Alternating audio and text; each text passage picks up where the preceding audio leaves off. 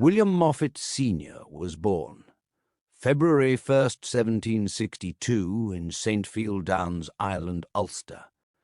He died April 22nd, 1826, at his home in Bath County, Kentucky. William's wife was Rebecca Robinson. She was born January 22nd, 1764, in Dauphin County, Pennsylvania. Rebecca was the second generation to be born in the colonies before they were the United States. Rebecca Robinson Moffett died July 2nd, 1843, in what had become Sharpsburg, Kentucky. To truly grasp the depth of my story, we need to journey far back, long before the first Moffetts and Trimbles ever set eyes on the wild, untamed shores of the New World. Picture this: a time when America didn't yet exist as a nation, when the colonies were mere dreams on distant horizons, and the land that would become the United States was still a vast, uncharted frontier of forests, rivers, and possibility. My roots stretch even further, back across the stormy Atlantic to the rugged Scottish borders and the misty hills of Dumfriesshire, where the Moffetts or Moffats first took their name from the long, sweeping plain of Moffat in Annandale, and to the ancient border clans of Scotland, where the Trimbles, kin to the storied Turnbulls, earned their fierce reputation twisting the horns of wild bulls and standing firm amid the lawless reaving lands. These were the eras of clan feuds, border raids, and hardy folk who carved lives from stone and heather, centuries before any ship carried our ancestors toward the promise and peril of a new continent. Only by stepping into that distant, wind-swept past can we begin to understand the blood, grit, and unyielding spirit that eventually crossed oceans and shaped the American chapter of the Moffett and Trimble saga. In the rolling green hills of County Down, Northern Ireland, lies the small town of Suntfield, a quiet place today. But in the 1780s it beat with the restless heart of Ulster, the ancient province of 9 counties: Antrim, Armagh, Cavan, Derry, Donegal, Down, Fermanagh, Monaghan, and Tyrone. County Down has always stood at the very core of Ulster, its boundaries unchanged through centuries of storm and settlement. Here, in the shadow of the 18th century, 2 families, the Trimbles and the Moffetts, wove their fates together in ways that would echo across oceans and generations. Both descended from the hardy lowland Scots of the Turnbull and Moffett clans. They had crossed the narrow sea during the great plantation of Ulster, planting themselves in the soil of Down and Antrim, in places like Tullindany. Presbyterian to the bone, they found common ground in the same stone kirks, the same shared sermons, the same hard-won community gatherings that bound them closer than blood alone ever could. Over more than a century, through baptisms, weddings, and funerals, the Moffetts, Trimbles, and their allied Douglases became intertwined. Clans fused not by royal decree, but by shared faith, shared hardship, and shared songs. They carried with them the old Scottish ways, the knowledge of flax and linen, the craft of fortified farmhouses that could withstand both weather and raiders, the music of fiddle and pipes that still lingers in Ulster's memory. Their speech blended the rolling cadence of Scots English with the lilt of the Irish countryside, giving birth to a distinctive Ulster Scots tongue, rich with its own poetry, ballads, and folklore. Yet beneath the surface of community and survival ran a darker current. By the 1700s, the promise of the plantation had curdled. Landlords, some Scots themselves, began to rack-rent their tenants, doubling and tripling leases until even the most industrious families could no longer breathe. Eviction came swiftly, homes were tumbled, and the spectre of hunger stalked the land. Sectarian laws lingered like old wounds. Presbyterians were forced to pay tithes to support the Anglican church they did not attend, barred from public office, and treated as second-class subjects in the land they had helped build. Famine, poor harvests, and the weight of unpayable debt pressed down harder with each passing year, and so, around 1700, the great Ulster to Scots exodus began. Not driven by targeted religious persecution alone, but by a grinding combination of economic strangulation and lingering discrimination.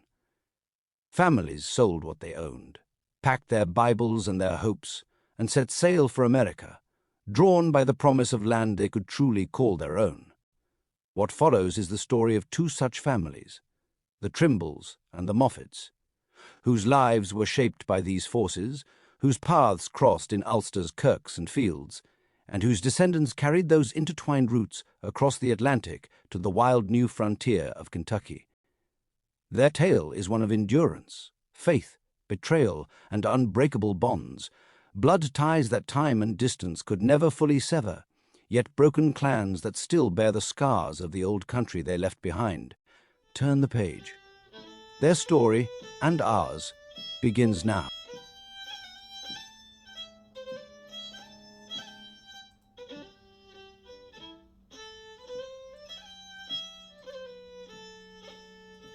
The 26th of April, in the year 1826, the relentless tick of the clock sliced through silence, filling the heavy air of the house with a steady heartbeat. Each second carried the weight of William's diminishing breaths, rattling out like dry corn shaking in an autumn breeze. It was hard to believe he was truly leaving us. Everything we had forged together, every struggle, now only a memory, from our first meeting to dreams of prosperous farms and homesteads. William Moffett Sr. died as he had lived, a rifle ball pressed deep in his pocket. He lived his last days on his own terms, with a cough that rattled his ribs with cruel insistence. The will. Monday, April 24th, 1826, 11 a.m. The lawyer's voice crept into the loom house, lingering with the faint lanolin scent of raw wool Rebecca had carded earlier that morning. I give to my dear and loving wife, my Negro slaves, except the two girls, Emily and Amanda. Outside, the spring house whispered the cold tears of rain onto the April earth. The grandchildren shifted uneasily. They knew the stories. The gunshot ringing through the canyon at Green River Ford, the steady stare that repelled Richard Henderson's land sharks. But now, the farm was carved up like the ledger in front of them, acres divided, slaves parceled like livestock. The task felt heavier than any old ballad ever sung. Rebecca did not cry. At 61, her hands remained hardened from decades of salt milling. Flax breaking had become abandoned long ago. She watched the lawyer's lips move. One bed and bedding. One cow and calf. And her mind drifted back to 1785. The warm glow of a Harrisburg hearth lit a young bride as she stitched her blue linsey-woolsey wedding dress, unaware of the years and burdens to come. The day after William's burial, the house sat hushed, except for the solemn tick of the case clock and a distant dog's bark near the corn crib. 34 family members had ebbed in and out like tidewater, leaving the farm as hollow as breath caught in winter air. Rebecca moved deliberately, the barn loft's straw and fodder still carrying faint scents of sheep and fond memories of children playing. She opened the drawer of William's worn writing desk, the ink-dried nib, now rust-stained and fragile. Beneath the ledger, a faded linen seed pouch cradled a silver thimble smooth and cool in the pale window light. The faint engraving caught her eye. Trimble's goods, from her uncle's Belfast shop. William kept it not for sewing, but as a weight to carry quietly. Rebecca sank into the high-backed chair, pressing the thimble to her lips like a benediction. You build what you can, and bury the rest.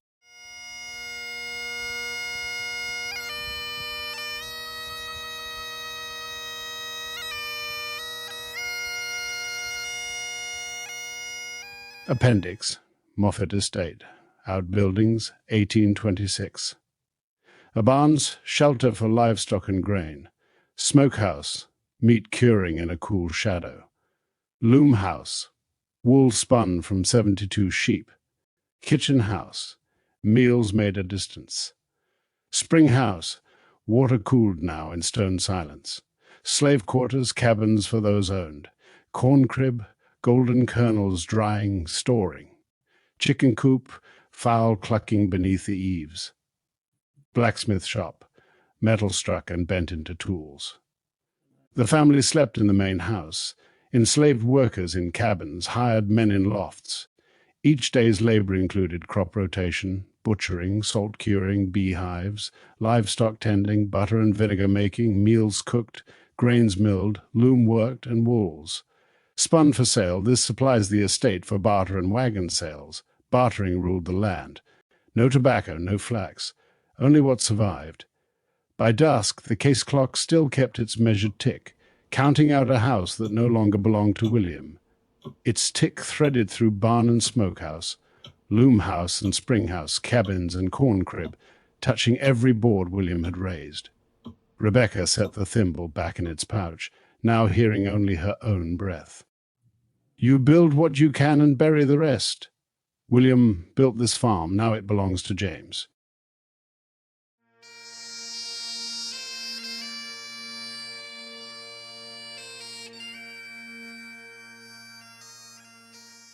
Philadelphia, 1786. Returning from Belfast, 41 years earlier. After a hard 3-month Atlantic crossing from the crowded quays of Belfast, Rebecca's judgment stood vindicated.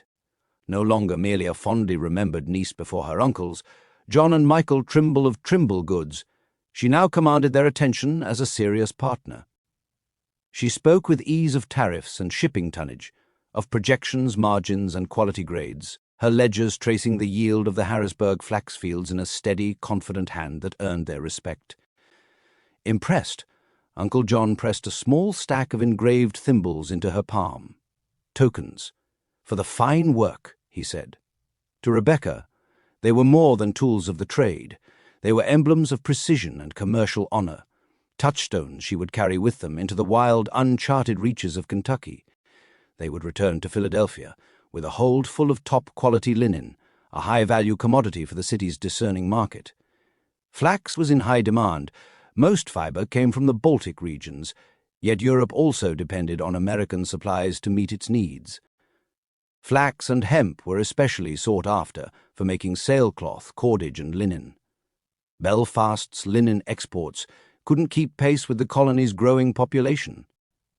Flaxseed ranked as Pennsylvania's third-largest export in 1785, with most shipments going to Dublin, leaving Belfast reliant on brokered seed from Dublin or costlier imports from the Baltic region. Rebecca and William found their niche by securing better prices without competing in Dublin's crowded market. These flax seeds were essential. Irish farmers pulled flax plants young to produce the finest, longest fibers for premium linen, exhausting the soiled seed supply each season. Philadelphia, 1786, the return. After 12 grueling weeks on the Atlantic, the two-masted merchant brig Hibernian finally eased into the broad mouth of the Delaware River, her hull groaning with relief as the open ocean's wild swells gave way to the river's steadier, silken current. Down in the dim hold where Rebecca and William had spent so many long days and nights, the world felt transformed.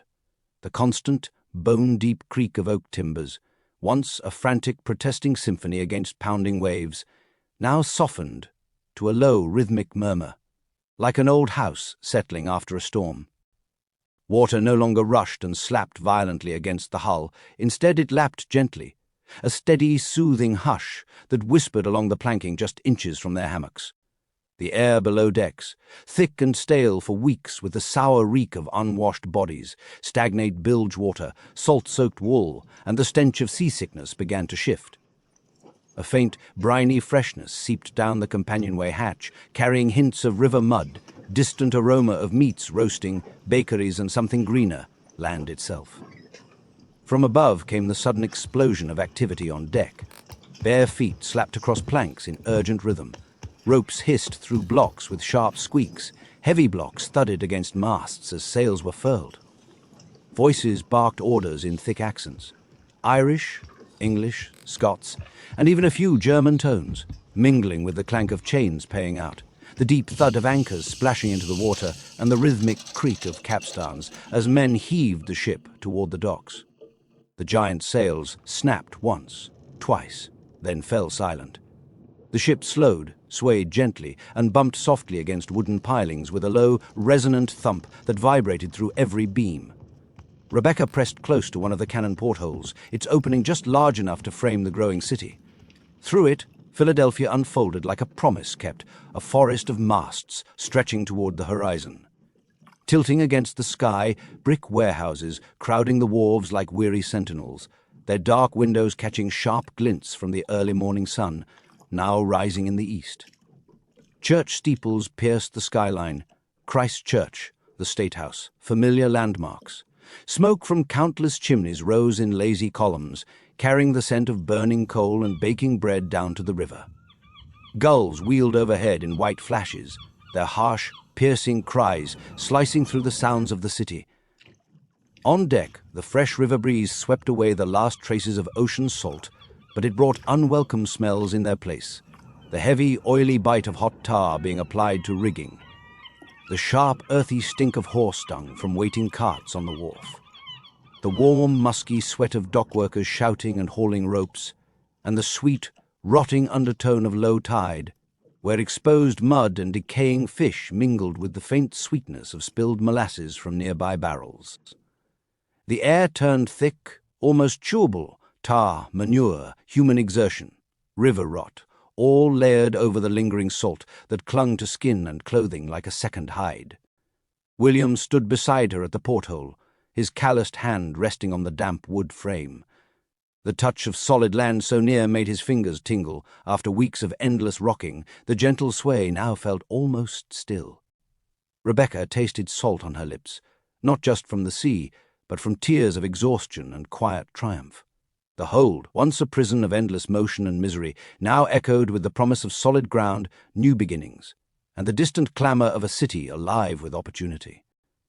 As the gangplank thudded into place, and the first crates began to scrape across the deck above, Rebecca and William stepped toward the ladder, hearts pounding with the same anxious rhythm they'd felt back in Harrisburg before leaving for this journey. Belfast and the Atlantic had tested them. Now Philadelphia awaited, noisy, fragrant, and brimming with the unknown. A drover's cart rattled past, wheels spitting mud, a loose sow darted between the horses, and the driver cursed in 3 languages at once. William now stood on the wharf plank, still warm from the morning sun, and felt the old Ulster anger rise in his throat. This was the place men called the cradle of liberty, yet every brick seemed laid on someone else's back. Rebecca came to his side, shawl drawn tight, though the day was mild. Her eyes, green, sharp, fearless, took in the same chaos and saw something different, possibility. Making his way across the wharf, the Atlantic's phantom sway lingered in his bones.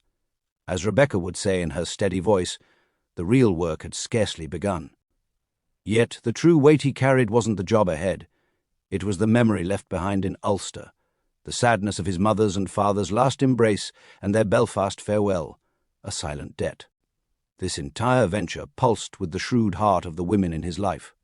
It was Rebecca's mother, Margaret, who had brokered the connection, and Rebecca's uncle John Trimble, the Belfast merchant, who had turned their Harrisburg flaxseed into a cargo of fine Irish linen. Their crates, 32 of them, stenciled Trimble goods in fresh black paint, had just been swung down from the Belfast packet by a crane that creaked like an old man's bones. The linen inside was worth more than William's father had seen in 20 years of rent-paying.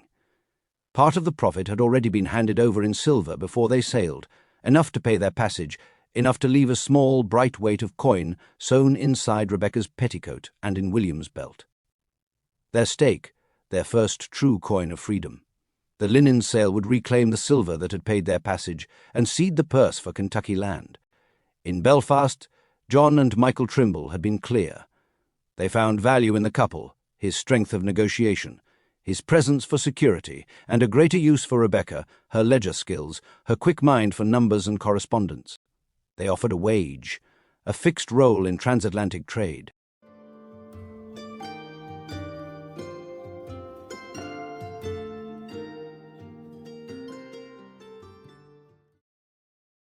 Security. "Stay with us," John had said, clapping William on the shoulder. "Strong back, quick mind, honest name.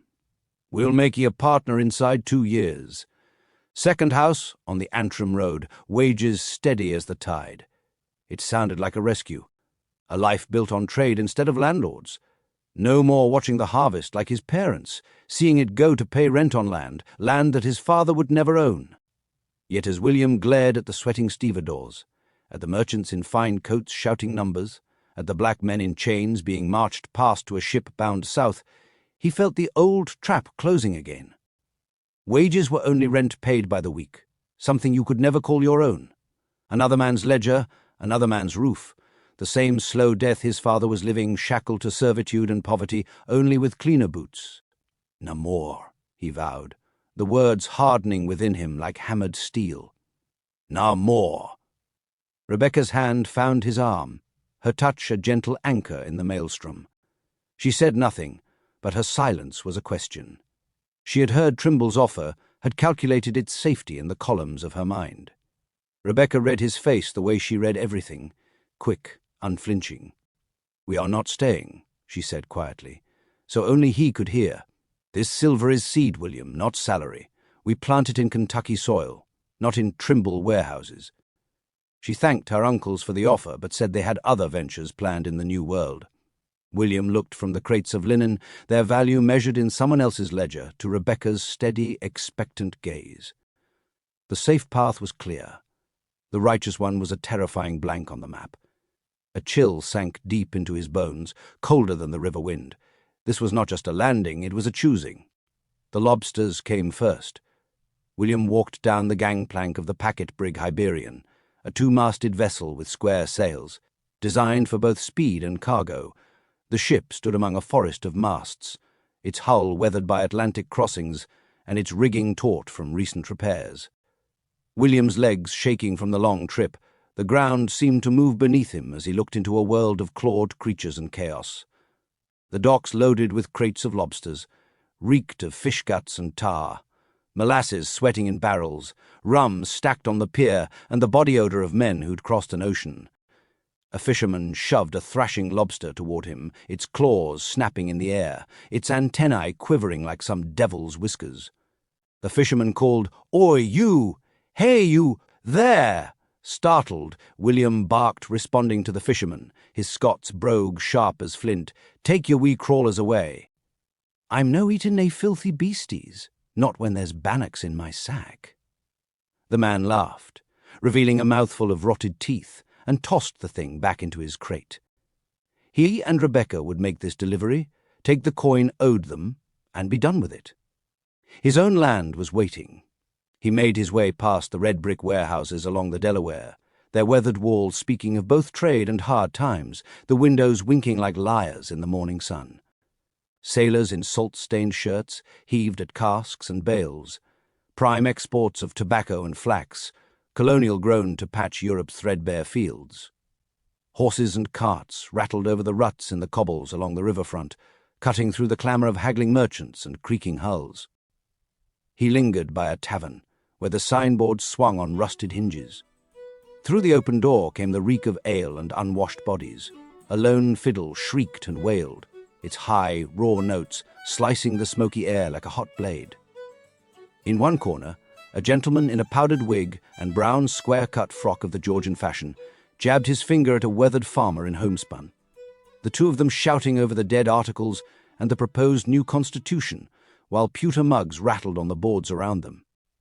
His gut twisted, slow and hard. He had not left the bitter Ulster fields and the heavy taxes of Ireland only to be mired again in men's grasping ways. He had crossed to this new world to shake off crowns and landlords, to be rid of greedy lords and their lies, of persecution and endless levies and thin promises. Yet here it all stood again, dressed in new words, wearing another face. The same hunger, the same game. Damn them all, he thought. Damn them all if the new world must be raised on the same rotten stone.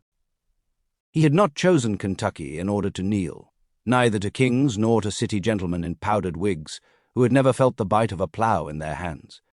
What he wanted was plain enough, freedom above all. Not the sort proclaimed in broadsides or toasted in parlours, but the kind a man bled for, earned with cracked hands and loaded rifles. For William, Land itself was the promise. Not borrowed land, not parcels marked out by men with pens and maps, but claimed, cut from the wild, fought for and held. Soil he might dig and sow and leave to his sons. That was the bargain. That was the dream. William mused that he would not hew out a life on the raw edge of the wilderness, only to have his measure taken by men who reckoned liberty in ink and impost. If this were truly to be a new world, then let it be new indeed, and not merely another empire cloaked in homespun. The ordinary on Front Street stank like a wet dog that had rolled in sour mash, spilled rum, damp wool, the smell of blood from a fresh, bloody nose in the corner, and the rotten reek of last week's whiskey sunk into the floorboards. A single whale oil lamp swung overhead, throwing greasy shadows across the low beams. Every breath tasted of smoke, sweat, and the bite of new distilled rye. When William stepped inside, the noise struck him first, a roar of German Gaelic and Yankee voices, the clatter of bone dice, the wet slap of cards on oak. Then he saw the quarrel. The tavern keeper, red as a freshly flayed hide, was leaning across his own bar, one thick finger stabbing the air at a tall, raw-boned man in a blue wool frock and worn three-cornered hat. The tavern keeper yelling, "Overholt! 32 gallons short, Overholt! 32!" The man bellowed. "My customers cannot drink air, and I paid for whiskey." The distiller, Abraham Overholt, as William learned in the next breath, stood rigid, his knuckles white around the brim of his hat. The room bent inward about them, hungry for sport. William felt the old Ulster wariness stir in his chest, but with it came another voice, Rebecca's, quiet as Belfast rain. A quarrel, she would say, was only a need wearing a loud frock. He moved before the thought had quite taken shape. "Mr. Overholt," he said softly, stepping between them, close enough to catch the sharp corn mash on the distiller's breath. "William Moffett, late of Harrisburg. Might I have a word?" Overholt's pale, bloodshot, honest eyes flicked to him, weighing him. William held the gaze as he always did, as though he might look clean through to the man's marrow. They went to a corner table still sticky with last night's flip. A candle, a single tallow dip guttered between them, giving off the stink of hot fat and singed wick. "I watched good rye spill from bad staves all the way up the Delaware from Belfast," William began, his voice low and measured. "Abraham, if I may, Robinson's cooperage in Harrisburg has white oak cut on the ridge above the river, air-seasoned 2 full years and sawn on our own mill. 6 iron hoops to every hogshead, not 4, bung in the centre, tight as a drum. I can have the first 10 on your wharf within a fortnight, river willing." Overholt's shoulders eased a shade. "And your price?" William leaned in, repeating the name as if sealing it. "Abraham, I'll not flay a man already bleeding. You pay me a share of what the whiskey is worth when it reaches the glass, not what it spills on the ground. We divide the savings between us. My word on it, no lawyer's paper, no great man's seal." Overholt gave a short, wondering laugh. "You put faith in a handshake." "I do," William said, "in a man who looks me in the eye when he gives it." Just then a new voice cut across them, smooth as silk and scented with pomatum and privilege. A gentleman in silver-buckled shoes and a bag-wig powdered like fresh flour eased himself between them, smiling like a cat. "Mr. Overholt," he purred, "surely you will not trade with some bog-trotting cooper when my friends upon the council might lighten your excise for a modest consideration in your business?" William turned slowly. The lamplight carved hard lines in the stranger's painted face. Something inside William, something forged in Ulster nights of writs and evictions, went very cold and very still. "Sir," he said, the words plunging cold and deliberate, "your word means nothing when it's bought with paper promises and Pennsylvania notes that melt away like May snow. I've watched men like you before, powdered and perfumed, swearing grandly, however, sir, your promise as empty as a spent purse." The wigged man flushed to the roots. Insolent Mick. But William had already turned back to Overholt, calm as winter iron.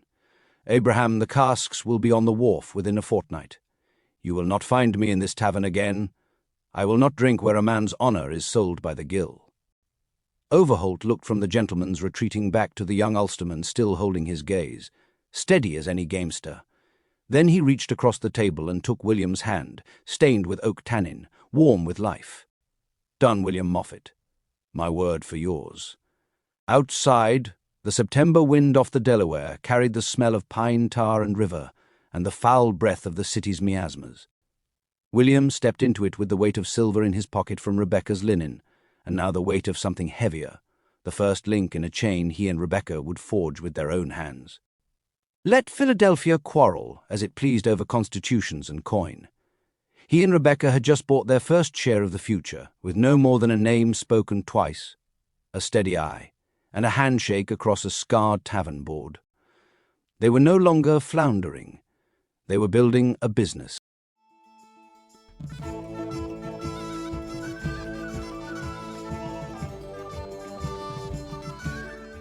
The morning air quivered with salt and tar as William made his way back to the Hibernian, the creak of timbers and the slap of water against the hull rising around the great ship. His gaze fixed on the dark hold's door. He saw movement, a pale hand first, then an arm, and at last the weary slope of Rebecca's shoulders as she emerged from the ship's dim belly. The sunlight hit her like a living force. It spilled across her face beneath the bonnet, reflecting off the faint sheen of sweat and dust that weeks below deck had left behind. The smell of the harbour was all around her, brine, pitch, and the faint sweet rot of drying seaweed. After 12 weeks on the ocean, breathing the stale air of the hold, the breeze drifting from Delaware Bay up the river was welcome in its freshness. She blinked hard, flinching at the brilliance, and drew her worn leather satchel tight to her chest. She held her arm high as though the light itself were something she needed to ward off. Her eyes, squinting, showing a tumult of exhaust and wonder, tried to make sense of the chaos. She darted from the lobster men with their thrashing, clawed creatures to the shimmering nets full of bluefish and haddock piled like stolen silver on the docks. The air pressed in around her, heavy with salt, smells of fish. It was that haze of rot and brine that clung to her tongue. Gulls shrieked above the masts, their wings tangled in frenzy fighting for fish scraps as carts rattled across the cobbles. The noise and motion of the harbour seemed a single living thing, restless and unrelenting. She stood in the midst of it, still and hollow with fatigue, as if her body had arrived but her spirit lagged somewhere far behind. Another reminder of how far she was from Harrisburg. Her fingers tightened around the worn satchel at her chest, the only fragment of her life that felt real amid the pandemonium. Rebecca's gaze was fixed on their wagon as it was winched onto the dock, its spokes twisted from the relentless sea damp. "We'll need a wheelwright," she said, her voice stripped of all inflection. It was not a complaint, but a cold statement of fact, the first item on a long ledger of survival. William turned his head and spat into the Delaware. The brown water accepted his bitterness without a ripple. "Aye," he grunted. "See if you can find us a roof. I'll see to the wagon and the horseflesh." She would secure the shelter. He would secure the means to leave it. The lobsters came first, claws snapping in their crates as if to warn that this new world would bite like the old. City men might swarm and quarrel over coin and favour. William and Rebecca would build something quieter and harder won, stave by stave, handshake by handshake. Miller's wheelwright and wagon yard, late afternoon, 1786. William Moffett pulled his coat tighter against the late September wind, the first hints of autumn edging the day's warmth. The dust of the wagon yard clung to his boots as he crossed toward the wheelwright's shed, the air thick with the smell of oil and iron. At the fence, a string of weary horses stood tethered, heads low and ribs showing. None looked worth the coin he kept hidden in his belt. A grizzled man in a leather apron, the smith, no doubt, leaned on a hammer and squinted at him through a haze of his pipe smoke. "You looking to buy or patch up?" The smith called, voice rough as gravel. "Both, "If you've the men for it," William answered, tipping his hat. The smith spat into the dirt and jerked a thumb over his shoulder. "Wagon-right's inside. Name's Miller. He'll fix your rig if it ain't broke in two." His eyes narrowed, measuring. "Horse'll cost you, though. Good stock's gone west already. Got a bay yonder stout. Not pretty." William stepped closer to the fence. The Conestoga bay was thick-bodied, scarred at the hocks but steady-eyed. Not a racer, but it looked like it could pull a loaded wagon through the devil's own country. "What are you asking?" William said, low and careful. The smith shrugged. $12 if you ain't too choosy. 10 if you pay coin now and ride before sunup." William considered. $12 was dear, but a broken horse or a broken axle between here and the Harrisburg could be a death sentence. He nodded once. "I'll see Miller about the wagon. If he says the wheels'll hold, you'll have your money by evening." The smith grinned, a gap-toothed, knowing smile. "Westward, eh? Best patch what you can, friend. Past the mountains, it's just the good Lord and your own luck. Philadelphia, last week of September 1786. Rebecca secured lodging for the night at a local ordinary. The man full of trouble, which kept separate quarters for traveling families, both men and women. It stood at the corner of Spruce and Water Streets, the very place she and William were to meet once he returned from having the wagon repaired and delivering the linen from the Hibernian to its buyer. The signboard creaked overhead as the wind off the Delaware came driving up the street. The public room was no place for a woman, thick with the smell of ale-soaked wool, pipe smoke, and the sharp sweetness of spilled port that the innkeeper was mopping from the dark-stained floorboards. Yet the common room was quieter than most, for the keeper's wife held firm rules for the house: no women of the town, no gaming, no hats, no mud-caked boots, and especially none of it on the Sabbath. For respectable travelers of mixed company, there were 4 small chambers above. Below, men might drink and talk politics, while above, wives and daughters could sleep without fear of being taken for what they were not. Rebecca had taken the corner chamber with its sloping ceiling and single dormer window that looked east over the Delaware. The bed was narrow, with a second truckle bed along the opposite wall, a chair, and a pair of hanging candles fit for reading. A neat patchwork quilt lay over the bed, freshly laundered, and a new iron latch fastened the door. She had paid an extra shilling for the privilege, and thought it money well laid out. The room opened onto a flagstone passage that divided the men's ordinary from the women's stair. There she met a kind woman, Martha Jane McAllister. Coming from the kitchen, and wiping flour from her hands upon her apron, she had been helping the keeper's wife roll pie crusts in exchange for an extra blanket. The common dining room was warm and close, lit by 2 tallow candles and the red glow of the coal fire on the hearth. A plain deal table stood in the midst, already laid with wooden bowls, and a loaf of bread still steaming from the oven. William came in at the appointed time.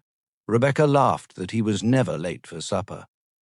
She presented him to Martha Jane, a sturdy, robust woman of some 35 years, with fine brown hair and sensible brown eyes, a capable, industrious housewife well suited to the hardships of the frontier.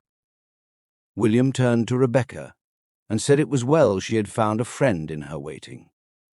Then the doorframe filled with the breadth of Martha's husband, Samuel McAllister, come to join them at table.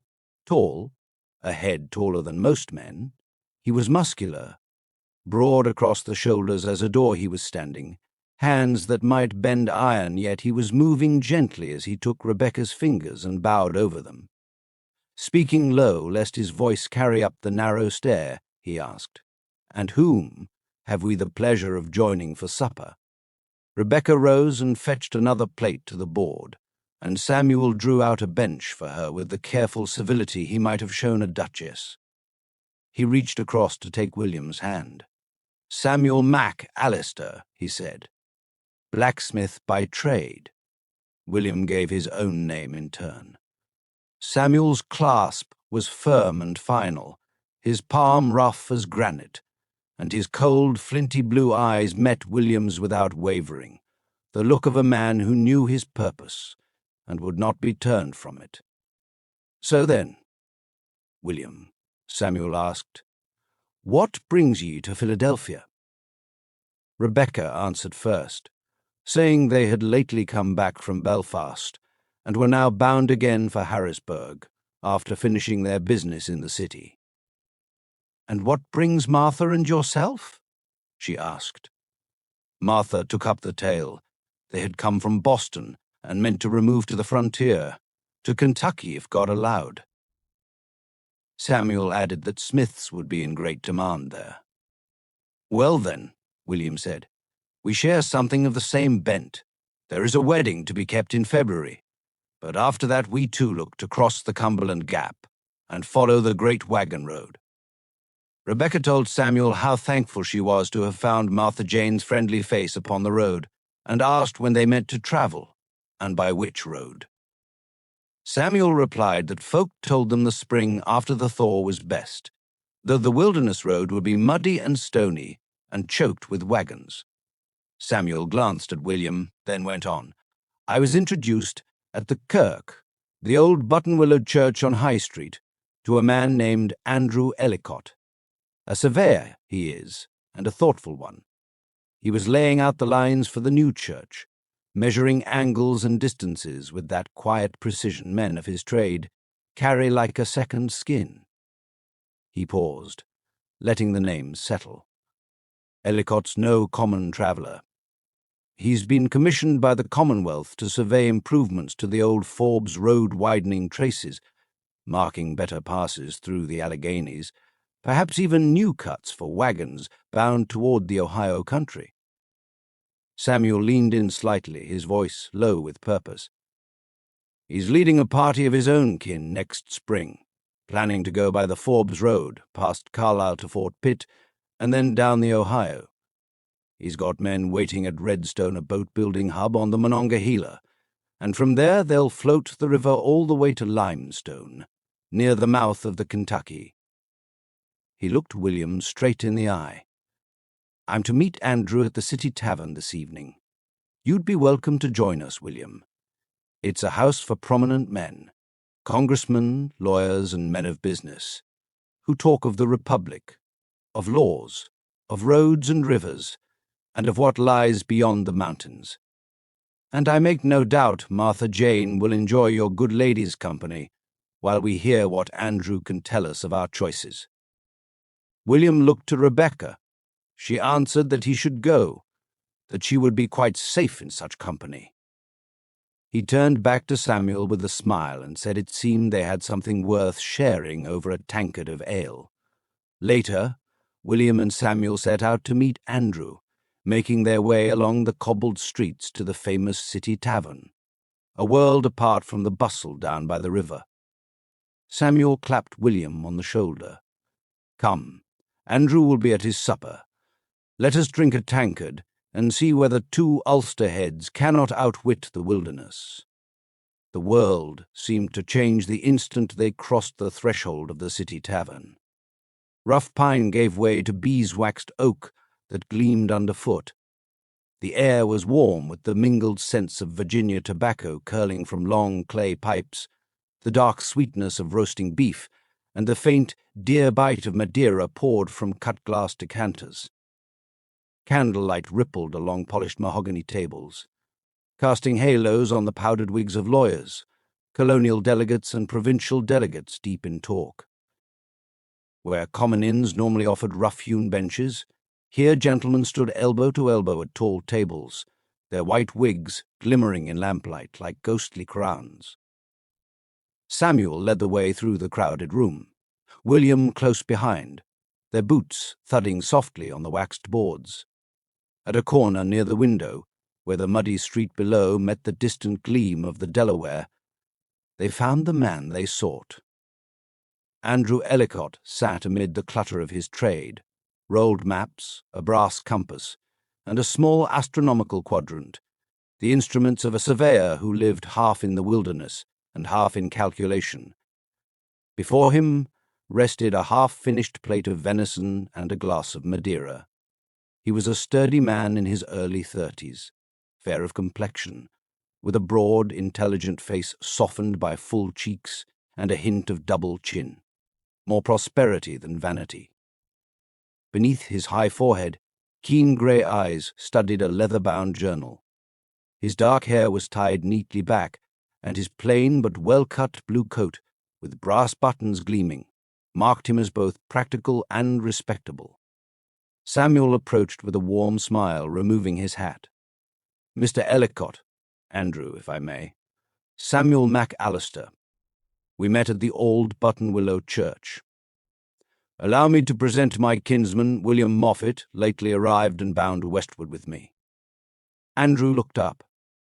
The focus in his face softened into cordial recognition. He rose, extending a firm, calloused hand, steady, like the instruments he wielded. "Samuel, a pleasure at last, and William, well met. Please sit."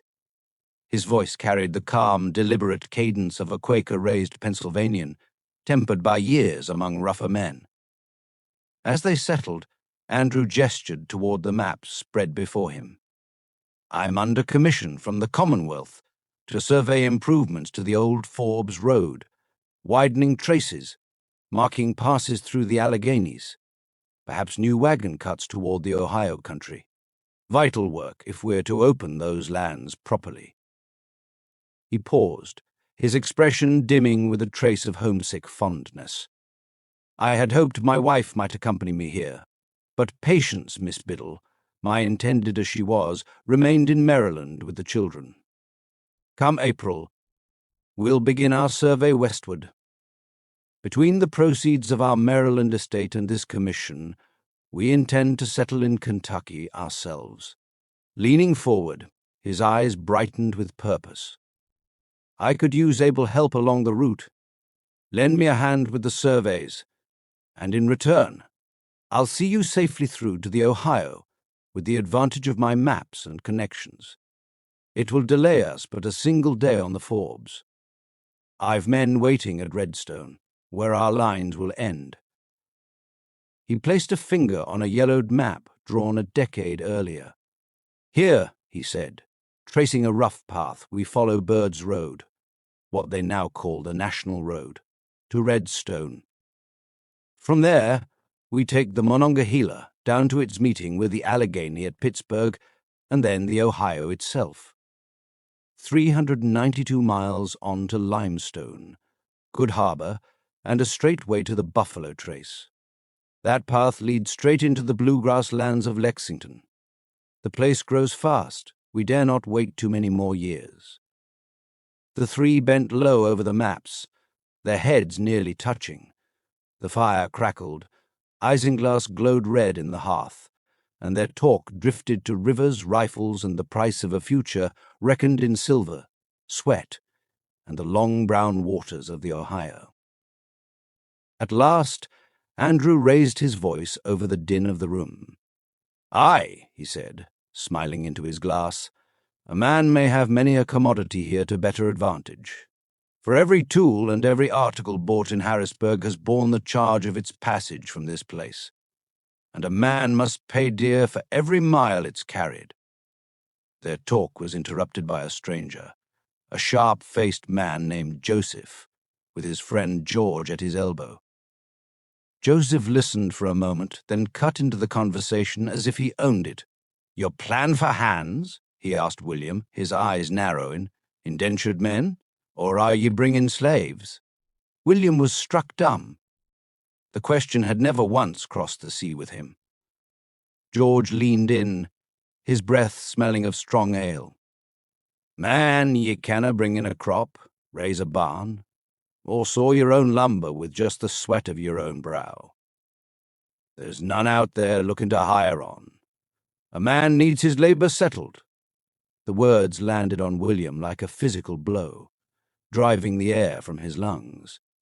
He, who had fled Ulster a tenant farmer with naught but the sweat of his own back and the hope in his heart, now felt the grim weight of a choice he never knew he'd have to make. The genteel chatter of the tavern, the clink of tankards, the sweet waft of pipe smoke, it all faded into a dull roar, replaced by a cold, grim silence that spoke of a future far more twisted and bitter than he had ever dreamed. Miller had warned him, "Patch what you can before you go west." In the hush that followed Joseph's question, William understood that the hardest thing to mend would not be a wagon or a horse, but the kind of man he chose to be when he reached Kentucky.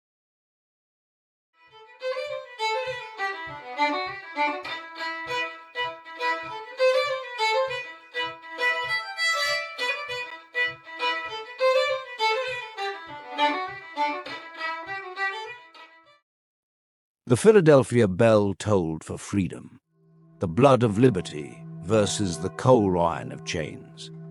Iron, ink, and blood. The next morning, the practical work of preparing for the trip to Harrisburg was a blessed distraction. Rebecca's parents, William Robinson and Margaret, waited for them there. It was in their home, surrounded by her mother's Trimble kin and their connections to William Moffett's family. This very February, he and Rebecca would be wed in her parents' home. Having just arrived from Belfast and seeing his own parents for the last time. That memory was a small, warm ember in his chest. Rebecca had told her uncle she could bring him flaxseed and would carry back linens for the market stalls. That was the intended purpose of the trip, but for William the journey was something else entirely. One last tear-stained parting from his mother and father before the wilderness swallowed him whole. That final glimpse of their weary faces was the price he paid for this chance. The chance to finally own land and carve a life that was truly theirs, answerable to no landlord's whip. The sour taste of indecision was still in William's mouth as he turned from the river. His mind, heavy with the future, turned to the immediate, their wagon, a sorry thing waiting at the smithy. It needed just enough repair to carry their hopes to Harrisburg, where they would sell it and barter for a proper broad-ribbed Conestoga, beast built for the brutal journey west. The list of essential tools in his pocket felt like an anchor, each item now a moral question. Would it be wielded by a free man's hand or another's? He wound his way down Market Street, the city assailing his senses. Behind the London Coffee House, a line of men crowded the privies, the stench of piss and shite choking the air, a cloud of black flies hovering in a persistent, droning swarm. From blocks away, the dull, anxious throb of military drums and fifes echoed. He overheard two men. A low murmur passed between them, each syllable barbed and brittle. "They say the delegates mean to throw out the Articles. Could be the end of us.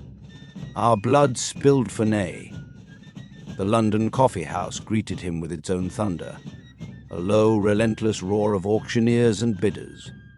In the smoky half-light he saw the wares on offer, casks of sugar, puncheons of rum, and, standing among them as calmly as merchandise, stood shoulder to shoulder with human beings, enslaved Africans in irons and white servants bound by paper and despair, each awaiting the fall of the hammer. He quickened his pace, the bile rising in his throat, not wanting to talk or linger in that marketplace of souls. Suddenly, the church bells began to clang. But this was no holy summons, certainly not the bell of liberty. Its ring persistent, starting just as it had stopped raining, splitting the humid afternoon. He followed the sound, his boots sinking into streets churned to a thick mud of soil and horse shit, past workers heaving hogshead of malting rye and rum into a distillery, the sweet, grainy scent, a stark contrast to the surrounding filth. The church loomed, its weathered walls streaked with the city's grime. He stepped inside and was enveloped in a broth of pipe smoke, unwashed wool, and the sweat of anxious men. The pews were packed, a merchant shimmering in fine silk pressed against a farmer in a frayed homespun coat, all faces slick in the stifling warmth and humidity. A Quaker in a wide-awake hat worked his jaw, spitting a brown stream of tobacco onto the rough-hewn floorboards. At the front, a man with a preacher's collar pounded a gavel on a whiskey barrel. "Order!" he roared, his voice straining over the arguing crowd. "We'll have order, or by God we'll have a duel out front to settle it." In that charged, sweltering room, William understood.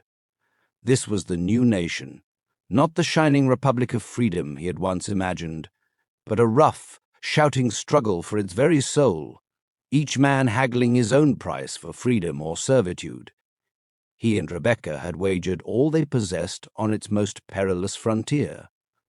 Two strangers pressed through the haze now, touching hat brims in a brisk salute, while their eyes weighed and sizing up William, introducing himself, Ephraim, reeking of turnip liquor, and a gaunt Virginian whose boots were crusted hard with red clay. Kentucky-bound? Ephraim growled, gaze lingering on the horn-hard calluses of William's hands. "Aye," William answered, the single word flat and final. "Land?" The Virginian gave a short, scoffing bark. "Land's a barren promise without arms to break it. Don't take it from me. Ask your fine Mr. Jefferson. Ask General Washington. Their acres didn't sprout from seed alone. They were bought and paid for in black flesh." He leaned closer, voice sinking to a gravelly murmur thick with contempt. "Word is Jefferson keeps nigh, on 600 souls at Monticello. Some whisper he's planted more than tobacco amongst 'em. His own blood runs in certain quarters of the slave cabins.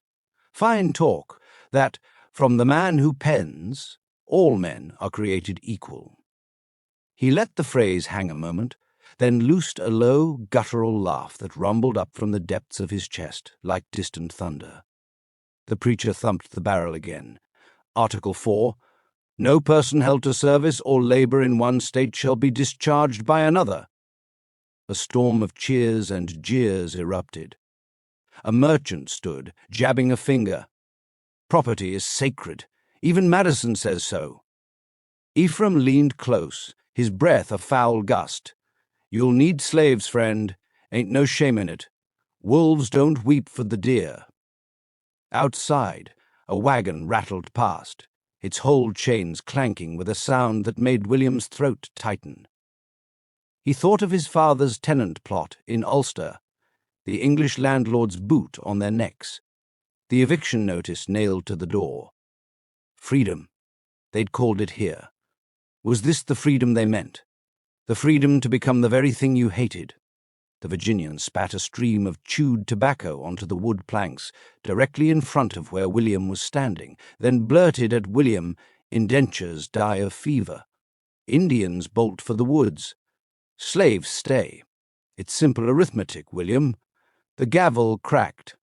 The speaker cleared his throat and continued, voice steady but edged with unease. The next clause reads, "Direct taxes shall be apportioned among the several states by adding to the whole number of free persons 3/5 of all other persons. 3/5 compromise." Suddenly a rough voice erupted from the shadowed back of the room. "Call it what it is. They're counting a whole man as 3/5 of a person." A wave of bitter laughter rolled through the crowd, sharp and knowing, like the crack of a whip muffled in the rain.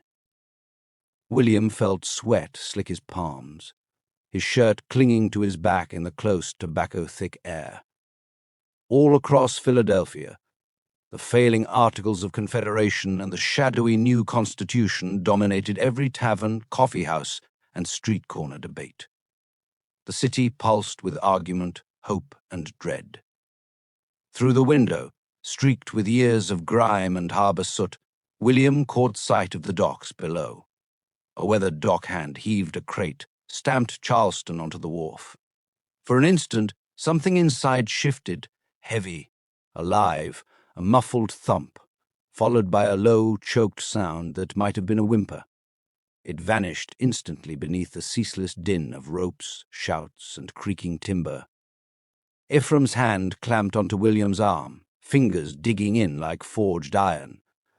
His voice dropped to a grim whisper. Miller's Wharf. Every Monday, they marched them straight off the ships, fresh cargo, strong backs, sold cheap to the highest bidder. The words hung between them, cold and final, while outside the river kept moving, indifferent, carrying its invisible weight toward whatever future the convention would forge. William shoved through the crowd, the bells tolling again as he stumbled back into the blinding sunlight. The stink of the docks clawed at him, salt, fish guts, and beneath it something darker, coppery, like old blood. A ship's captain bellowed, hawking his wares. Prime stock from Barbados, warranted sound and healthy. His soul was in turmoil. The bell in Philadelphia, it rang for freedom, aye, but the shackles of indentured servitude was awash in blood. That fierce hunger to claim our own land has blinded us to the sins of the past we so loudly condemn. He walked until his boots hit the riverbank. The water was brown, sluggish, carrying the weight of 1,000 contradictions eastward, back toward the ocean he'd crossed. Somewhere downstream, the Hibernian waited, its hold empty now. Freedom! He'd crossed an ocean to own his future. Now that future reeked of other men's sweat and the cold iron of chains. He was willing to make any sacrifice for the chance to own his own land and be slave to no man.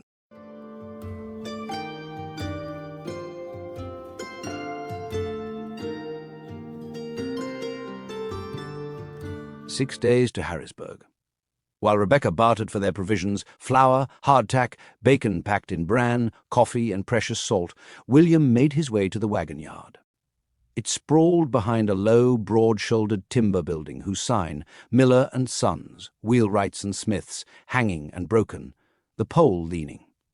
The yard was chaos of life and industry. Horses stamped and whinnied, their noses puffing dust as they ate from troughs filled with oats and grains. The rhythmic clang, clang, clang of a blacksmith's hammer on an iron tire sent sparks flying like angry fireflies into the churned dirt.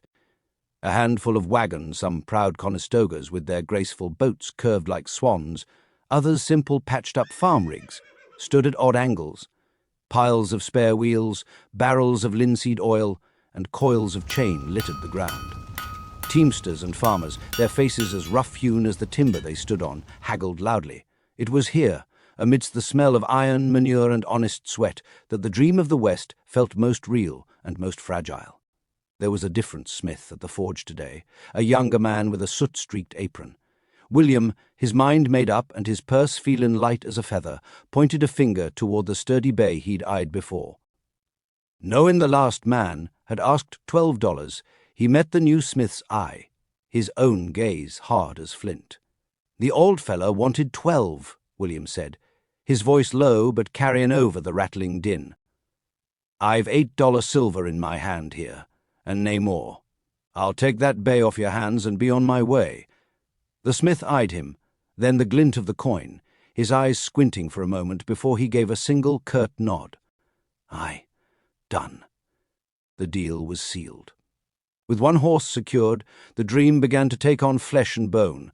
With the wagon's wheels patched and new timbers scare in the frame where the old rotten ones had been, the real work began. William and Rebecca loaded their wee world into the bed. Crates of linen for Harrisburg, the flour barrels, the tools, the rolled-up bedding. The scent of dried apples and smoked bacon filled the space beneath the canvas. William hitched the team, put in the new bay in lead, and gave the harness a final tugging check. He came to Rebecca's side, his hand finding the small of her back. "If the road stays dry, Mo Creedy, and we dinna have to fight the mud, we might see a Da's house in 6 days. 7. If the Lord wishes to try us." He squinted down the western road, a dusty ribbon unfurling into the trees. "We should make Downingtown in 2. If an axle goes, Lancaster is about 4 days along the trail. But once we're across the Swatara at Pine Ford." He trailed off, a rare, weary smile touching his lips. "Aye, then we'll be home free." He did a final check on the rigging, his hands sure on the knots, feeling the strength of the horses. With a click of his tongue and a gentle shake of the reins, the wagon creaked forward. The wheels began to turn, carrying them away from the stink of the wharf and the weight of its impossible choices, and toward the dark, bloody, and waiting ground. And maybe, God willing, toward the hope of a wee new bairn in a home of their own. Each jolt of the wagon carried them farther from the wharf, from the iron clank of chains, the ink-smeared clauses, and the hot, crowded air that priced men like hogsheads. The choices waiting on the far side of the Appalachians would be no easier, but for this 1 mile, with Rebecca at his side and the road running west, William swore that land might yet be won by iron, ink, and blood that were only his threads of departure. 4 days out of Harrisburg, the wagon pitched hard to the left, wheels biting into the rutted, rain-slicked trail. William cursed under his breath, hauling on the reins. The old bay snorted and scrambled for footing, the harness creaking like a ship in a gale. A sharp crack split the air. The left rear wheel shuddered, iron rim clanging loose. God above, William muttered. He yanked the team to a halt, mud spraying from the wheels. Jumping down, he knelt in the muck. The patched spoke was splitting, the iron band that Miller's boys had hammered on barely clinging. Another mile, 2 at most, and the whole rig would crumple like a wet leaf. The wind howled down from the ridges like a warning, sharp and merciless, slicing through the bare branches overhead and carrying the bite of coming frost. The wagon sat crooked in the rutted trail, one rear wheel with shattered spokes, splintered like broken bones, iron rim twisted. Behind William, Rebecca drew her woolen shawl tighter across her chest, the fabric already heavy with damp and cold. Her eyes, wide and dark in the fading light, never left his back as he crouched beside the wreckage. No choice. No roadside smithy. No spare wheel waiting like a miracle. They were miles from the next settlement, the sky bruising toward dusk, and the only tools they had were the ones lashed beneath the seat. William exhaled, breath clouding white. "Sometimes, Rebecca," he said, voice low and rough, "I think God has forsaken me." The words hung between them, heavier than the wind. She stepped closer, boots sinking into the soft earth, and wrapped her arms around him from behind. Her cheek pressed against the rough wool of his coat. She could feel the tremor in his shoulders, the exhaustion he tried so hard to hide. "He has not forsaken you," she whispered fiercely, her voice steady even as her own heart hammered. "He made you stubborn for a reason. So you would find your own way when the road broke beneath you." William closed his eyes for a heartbeat, letting her warmth seep through the chill. Then he straightened, jaw set. He reached under the wagon seat and dragged out the battered tools, unrolled the rawhide to reveal its meager contents. A worn claw hammer, a coil of stiff rawhide, a few ash and oak staves salvaged from an earlier repair, a scattering of iron nails blackened with age. Not much, barely enough. But enough, maybe, if his hands remembered what his mind refused to forget. The wind rose again, whistling through the trees like distant bagpipes mourning a lost cause. The temperature dropped by the minute. Rebecca could feel it in her fingertips, in the way the cold crept under her skirts and settled against her skin. "Hand me the rawhide," William said. His voice was quiet now, but steady, calm in the way only a man who had already decided to fight could be. Rebecca knelt beside him without hesitation. The ground was cold and wet through her skirt, small pebbles pressed into her knees like accusations. Her fingers, already stiff and aching, closed around the heavy coil. She passed it to him, their hands brushing for a moment, his rough and warm from work, hers chilled. He warmed her hands for a moment, then took the rawhide, met her eyes for one long second. No more words were needed. The wheel would be mended, or they would walk. Either way, they would go forward. Together.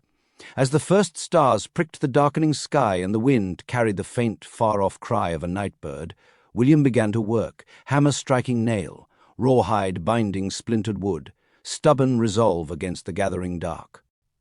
Rebecca stayed close, feeding him staves and nails, her breath fogging the air between them, 2 souls refusing to be broken on a lonely frontier road. William wrapped it tight around wood splints securing the broken spoke, driving nails through it with quick, brutal blows. Crude work, but it might hold, if the trail didn't get worse. He rose, wiping mud from his knees and palms. His hands were trembling now, though whether from cold or the weight of what lay ahead, he couldn't say. He met Rebecca's eyes. "We'll move slow. Spare the wheel. Pray we reach Lancaster before she gives out." She nodded once, chin high, as if daring the mountains themselves to stand in their way. "We should make Lancaster by morn." William clambered back into the wagon seat. He clucked to the bay, and they rumbled forward again, westward, always westward, each mile now a wager against luck and time. The wheels, just a little warped, bumped along the rutted track with a drum-like rhythm, a steady percussive beat that settled deep in Rebecca's bones. Her mind drifted on a slow, deep current, fighting to stay awake, counting the miles they had already endured and the many more that still lay ahead, exhausted and drifting into a trance-like slumber. The 6-day journey to Harrisburg stretched before them, a ribbon of dust and longing unspooling toward the cradle of her birth. But Rebecca knew, in the quietest chamber of her soul, that the greater journey was not the one beneath the wagon wheels. It was the one within, an inward passage through the dreaming currents of memory. The steady clatter of the wheels became her metronome, their rhythm pulling old recollections to the surface, each turn of the axle unwinding another thread of her life. Harrisburg had anchored her childhood, yet it was the great Atlantic crossing to her mother's kin in Belfast that truly steered her fate. There she had been woven into the fabric of the Trimble family, a clan bound for generations to the Moffetts, clan ties and friendship as tight and enduring as a ship's rope. That enduring bond had drawn her years earlier to the Philadelphia docks, where she would first lay eyes on him. He emerged from the ship not with bluster, but with a quiet gravity that parted the chaos around him. William Moffett was tall and lean, just 21, the Ulster's rough schooling evident in his hands and bearing. His hair was dark, his shoulders broad, but it was his eyes that held her fast, clear blue, steady as granite. His body still swayed beneath him. He had sailed with his brothers, David and Thomas, the three bound for freedom and promised to own land. William promised to apprenticeship and opportunity with William Robinson. Walking down the gangplank, it was William who met her gaze and did not look away. When he spoke, his Scots brogue was thick and rich as fresh-churned butter, a sound both foreign and familiar to her ear. On the road to Harrisburg, where he would apprentice in her father's cooperage, some unspoken current began to move between them. It was no tempest, but something slower, truer, the steady rooting of affection in good soil. The Robinsons took William in, and he worked and boarded under their roof. In the long evenings after the day's labour, fondness blossomed in the quiet hours, the fire in the hearth now smouldering embers beneath the ash. He would sit beside her while she spun flax into linen, her hands quick and sure, her thimble glinting in the lamplight. He watched her stitch as though tracing a map for the life they were beginning to imagine together. Now that life had a date, February the 2nd, a Friday. The plans were made, the wedding in Harrisburg, then a new wagon for the long journey come late April. They would join Samuel, Martha Jane, and Andrew's family on the perilous road south and west, over the Forbes and Birds Road and into the shadowed unknown of Redstone. Her mind swirled with the clamour of tasks, wedding linens to finish, provisions to pack, lists to amend. Yet beneath the bustle lay a quieter ache. She thought of William's farewell on the Ulster docks, his mother's streaming tears, his father's firm embrace and final handshake. They had known, as emigrants always did, that it was the last touch, the final glimpse. That memory haunted her now as she watched him guiding their wagon across the uneven ruts, his profile strong in the pale moonlight. Would she, too, bid such a farewell? How long until she saw her own parents again, if ever? The road ahead promised a new life together and a new world, but it demanded the old one as its price. The wagon jolted over a rock, jarring her from her reverie. She lifted her eyes to the horizon gleaming faintly in the west. West, she thought, always west. The word trembled like a vow in her chest. The road goes west, as the warped wheel drummed its unsteady rhythm westward. Rebecca saw it all again. William's sea-steady gaze on the docks, the ember of their beginning. The road goes west, broken spokes and all.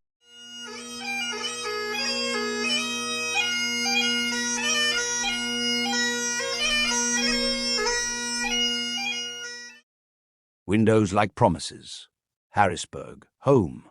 The old bay horse, its coat lathered and dark with sweat, knew the scent of home on the wind. As the evening began to bleed into dusk, the animal's pace quickened with a sudden, knowing energy, making the worn wagon rattle and groan over the cobblestone ruts of the street. The sound was familiar music now, the creak of seasoned wood, the jingle of harness chains, the solid crunch of iron-rimmed wheels biting into the earth. They turned past Second and Market, the brick courthouse, a stern, dark silhouette against the fading sky. Directly across from the courthouse was the sign of the Bear Tavern. They rolled slowly past Golden Light and the faint roar of crowded voices spilled from its windows, a world of transience they were now leaving behind. And then, there it was, the Robinson home, its windows glowing like a promise in the gathering dark. Harrisburg, the first morning of October, 1786. The Robinson house woke slowly, the way old houses do when they know their people are home again. From the kitchen drifted the familiar sounds, iron striking stone, a kettle lid clattering, low voices murmuring, and then a bright burst of laughter that could only mean Phoebe had just teased Hannah about something. The smells followed close behind, ham sizzling in its own fat, cornbread turning golden in the Dutch oven, and the sharp sweetness of cider still working in the barrel. Rebecca stepped through the keeping-room door and stopped short. Phoebe, 42, broad as a doorway, apron white as Sunday, turned from the hearth, spoon in hand and tears already tracing her cheeks. "Law, child," she cried, "your skin and bones!" Before Rebecca could answer, she was folded into arms that had rocked her through every childhood fever and nightmare. Phoebe smelled of wood smoke, cinnamon, and home. Behind her, Hannah lingered a heartbeat, 17 now, tall and coltish, her dark skin glowing in the firelight, then threw herself forward. "Miss Rebecca, you're really here?" Rebecca hugged her tight, feeling the girl's ribs beneath the linsey-woolsey dress, the quick flutter of her heart. "I missed you both more than Belfast linen," she whispered. William stood quietly in the doorway, coat still on, letting the women have their moment. Over Rebecca's shoulder, Phoebe caught sight of him, her face softening. "Master Will," she said, using the old familiar title without thinking. "Glad you bring her back safe." He gave a small nod that meant more than words. A few minutes later, they were all gathered in the dining room. Sunlight poured through the small glass panes, catching on the pewter until it gleamed like newly minted silver. Rebecca sat beside her mother, William beside her. Margaret Robinson presided at the head of the table, straight-backed and composed, her light red hair, now streaked with silver, caught in a neat knot that shimmered like frost on rowan berries. Her green eyes, sharp as winter glass, sought every face before her, softening only when they found Rebecca next to William. Across from her sat William Robinson, beard trimmed for the occasion, his large hands resting on the table as though claiming again the place he'd long waited to fill. Bowls and platters came in, steaming oats, thick curls of ham crisp at the edges, cornbread so hot the butter ran in bright yellow rivers. Phoebe and Hannah moved between kitchen and dining room, quiet and sure, though their smiles kept breaking through. When all were served, William Robinson leaned back and fixed young William with a cooper's measuring eye. "So, Will," he said, his voice warm with smoke and cider, "Rebecca tells me you have turned a Philadelphia distiller into a steady customer for hogsheads." Rebecca's knee brushed William's under the table, half warning, half pride.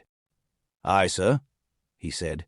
"Abraham Overholt took 24 barrels before we had our wagon headed west, and begs 20% more come spring. Pays in silver, not Congress paper." He paused for a moment, letting the words settle. "Rebecca calls it the Bourbon line." Margaret's brow lifted, and her husband's eyes glinted. William Robinson gave a low, pleased whistle. 24 already? And you not even properly wed?" He leaned forward, the old craftsman's hunger alive in his gaze. "Still remember the numbers, lad." William set his spoon down with quiet precision.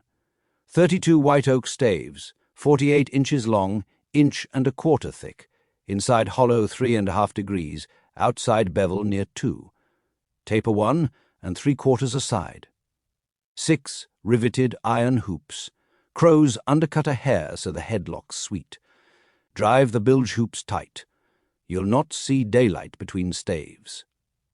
Lay the whisky in her, and she'll not lose a thimbleful twixt here and Belfast.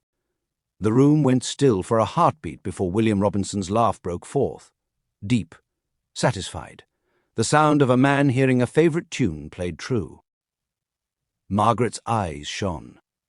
Phoebe, carrying the cider jug, paused in the doorway and nodded with quiet pride. Rebecca felt warmth flood her chest. Pride, relief, the fierce joy of belonging, of being home among those who had always believed in them. The October light shifted across the table, catching the rising steam like a promise. Outside, a wagon rumbled along the river road. The Susquehanna slid by, dull silver under the autumn sky. Inside, the fire crackled, the plates gleamed, and for one quiet morning, the world felt wide enough for every dream they carried. October already had a chill in the air. The yard behind the Robinson house lay with a thin layer of frost-covered muck that sucked at every boot heel. A raw wind knifed down off the ridge, carrying the smell of wet bark, decaying leaves, and the faint sour ghost of last week's apple pomace from the cider press. William stood beside the emptied wagon, coat thrown open despite the cold, shirt plastered to his back with honest sweat. He ran one scarred palm along a cracked sideboard oak gone grey and hungry for pitch, listening to the dull, hollow complaint of the wood. Hannah, quiet as always, had already carried the last crate indoors. Only the iron-bound trunk with Rebecca's linen samples remained. She unpacked the linen for Margaret. William tapped a loose spoke clack, clack, heard the faint ring of a cracked fallow. He was feeling the old familiar weight settle on his shoulders, barrels promised to Abraham Overholt in Philadelphia, a Conestoga yet to be bought, 600 miles of mountain and river ahead, the wedding with Rebecca coming nearer every dawn. He drew a slow breath of cold river air. The smell of decaying leaves and wood smoke filled the air. The river seemed to be rising. It was higher than when they arrived. That evening the sign of the Susquehanna glowed like a ship in the dark. Inside, the hearth roared. Sparks drifting upward, the smell of hickory and trimmed applewoods. The low ceiling trapped a blue haze of pipe smoke and the sharper bite of fermented cider. Men's voices rolled like wagon wheels over cobbles, some laughing, some arguing land prices and taxes in low, urgent tones. Rebecca's father led him straight to the best table where William Maclay waited.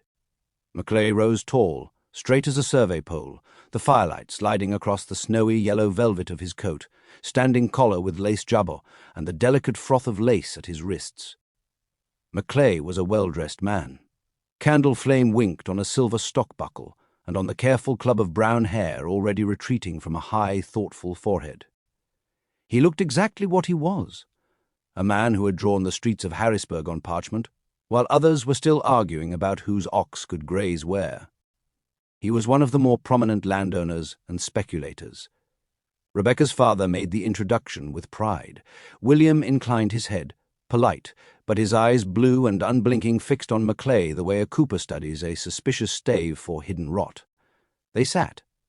A pewter mug of dark porter was pressed into William's hand. It tasted of toasted sweet barley and the cold iron of the river itself.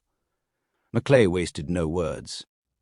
"Kentucky is still Virginia, Mr. Moffett, and Virginia is still chaos.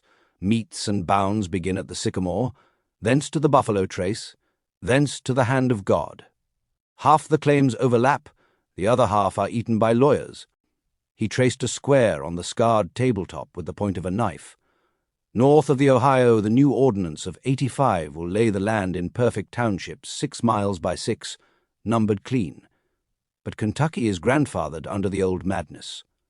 You will need a warrant from Richmond, a surveyor who fears God and fears you more, and a title clear of every soldier who ever carried a brown bess." William listened, thumbs hooked in his belt, feeling the heat of the fire on one cheek and the cold draught from the door on the other. Each time Maclay spoke of influence, or the governor's office, something inside William tightened like a hoop driven too hard. Maclay leaned closer, the lace at his cuff brushed the table's edge. When you reach Richmond, mention my name. Patrick Henry and I correspond. A word from Harrisburg may keep your warrant from gathering dust." William set his mug down slowly. The porter's foam left a dark moustache on his upper lip. He wiped it away with the back of his hand and met Macleigh's eyes full-on steady, searching, cold as the river outside. "Mr. Macleigh," he said, the name spoken once, deliberate, the way he spoke a man's name when he meant to be remembered. "I've crossed an ocean to be done with titles bought by favour and land granted by patronage. I'll take your advice on surveyors and warrants, and I thank thee for it.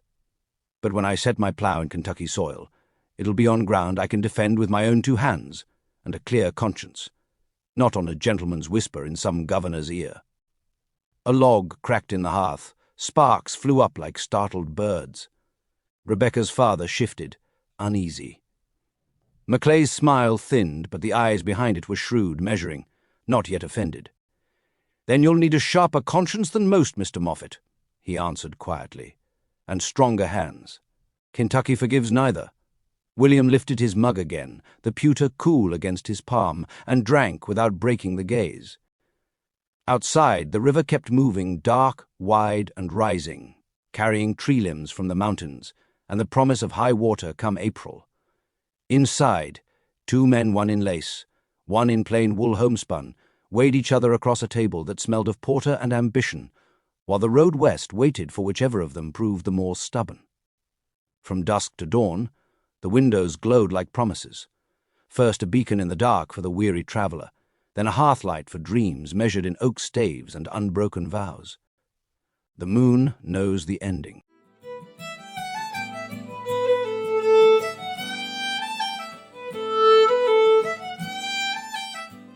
Harrisburg, October 7th, 1786. The hunter's moon knows the ending, because it does. It watched them make vows by firelight, watched the river take the pumpkins, watched the blood soak into the warrant paper. And it will watch whatever comes next.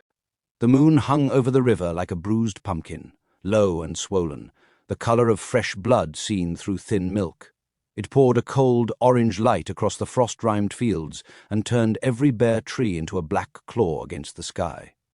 Inside the Robinson house the windows glowed gold, defiant. The great hearth roared. Sparks, like tiny ephemeral fireflies, erupted from the heart of the blaze, catching the powerful draught, rising quickly into the dark, swallowed by chimney. Long shadows danced across the whitewashed stone.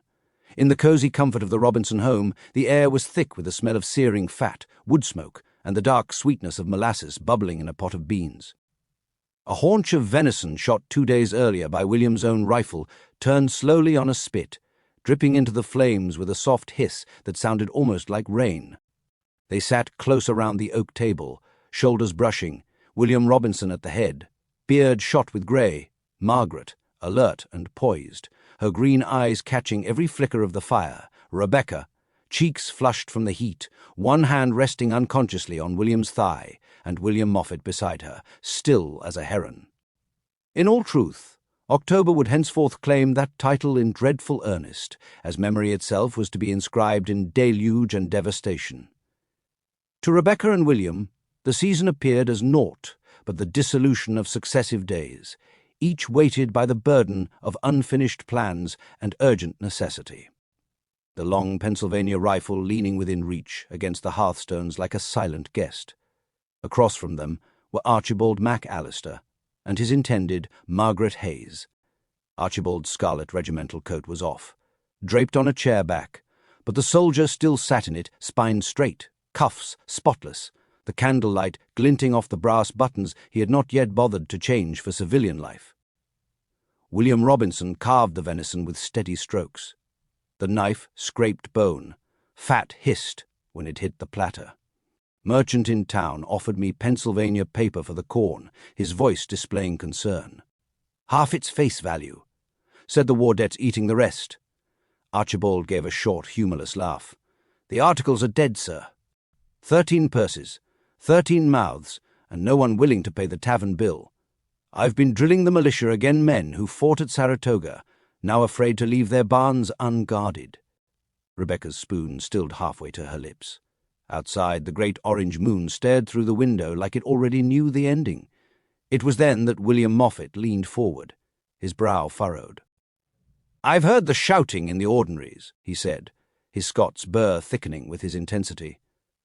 "But I must ask you gentlemen plainly, as men who ken more of ledgers and legislatures than I do. What was the fuss about these articles we're throwing out?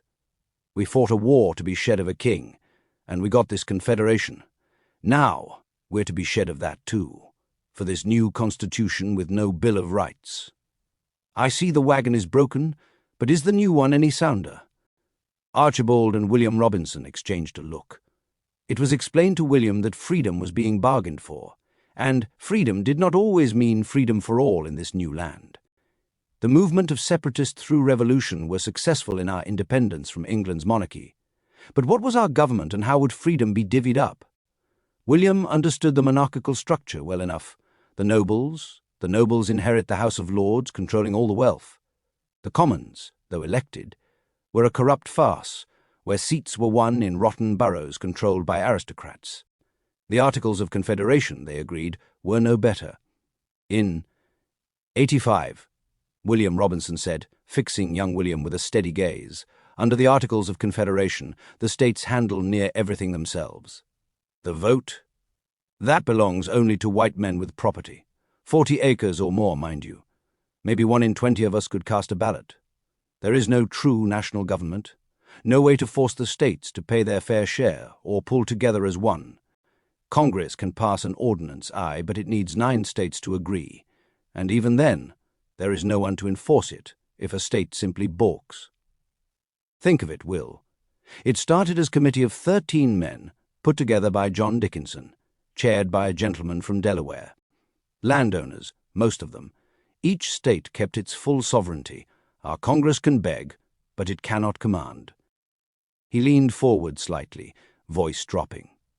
That's why the Confederation Congress has so little bargaining power.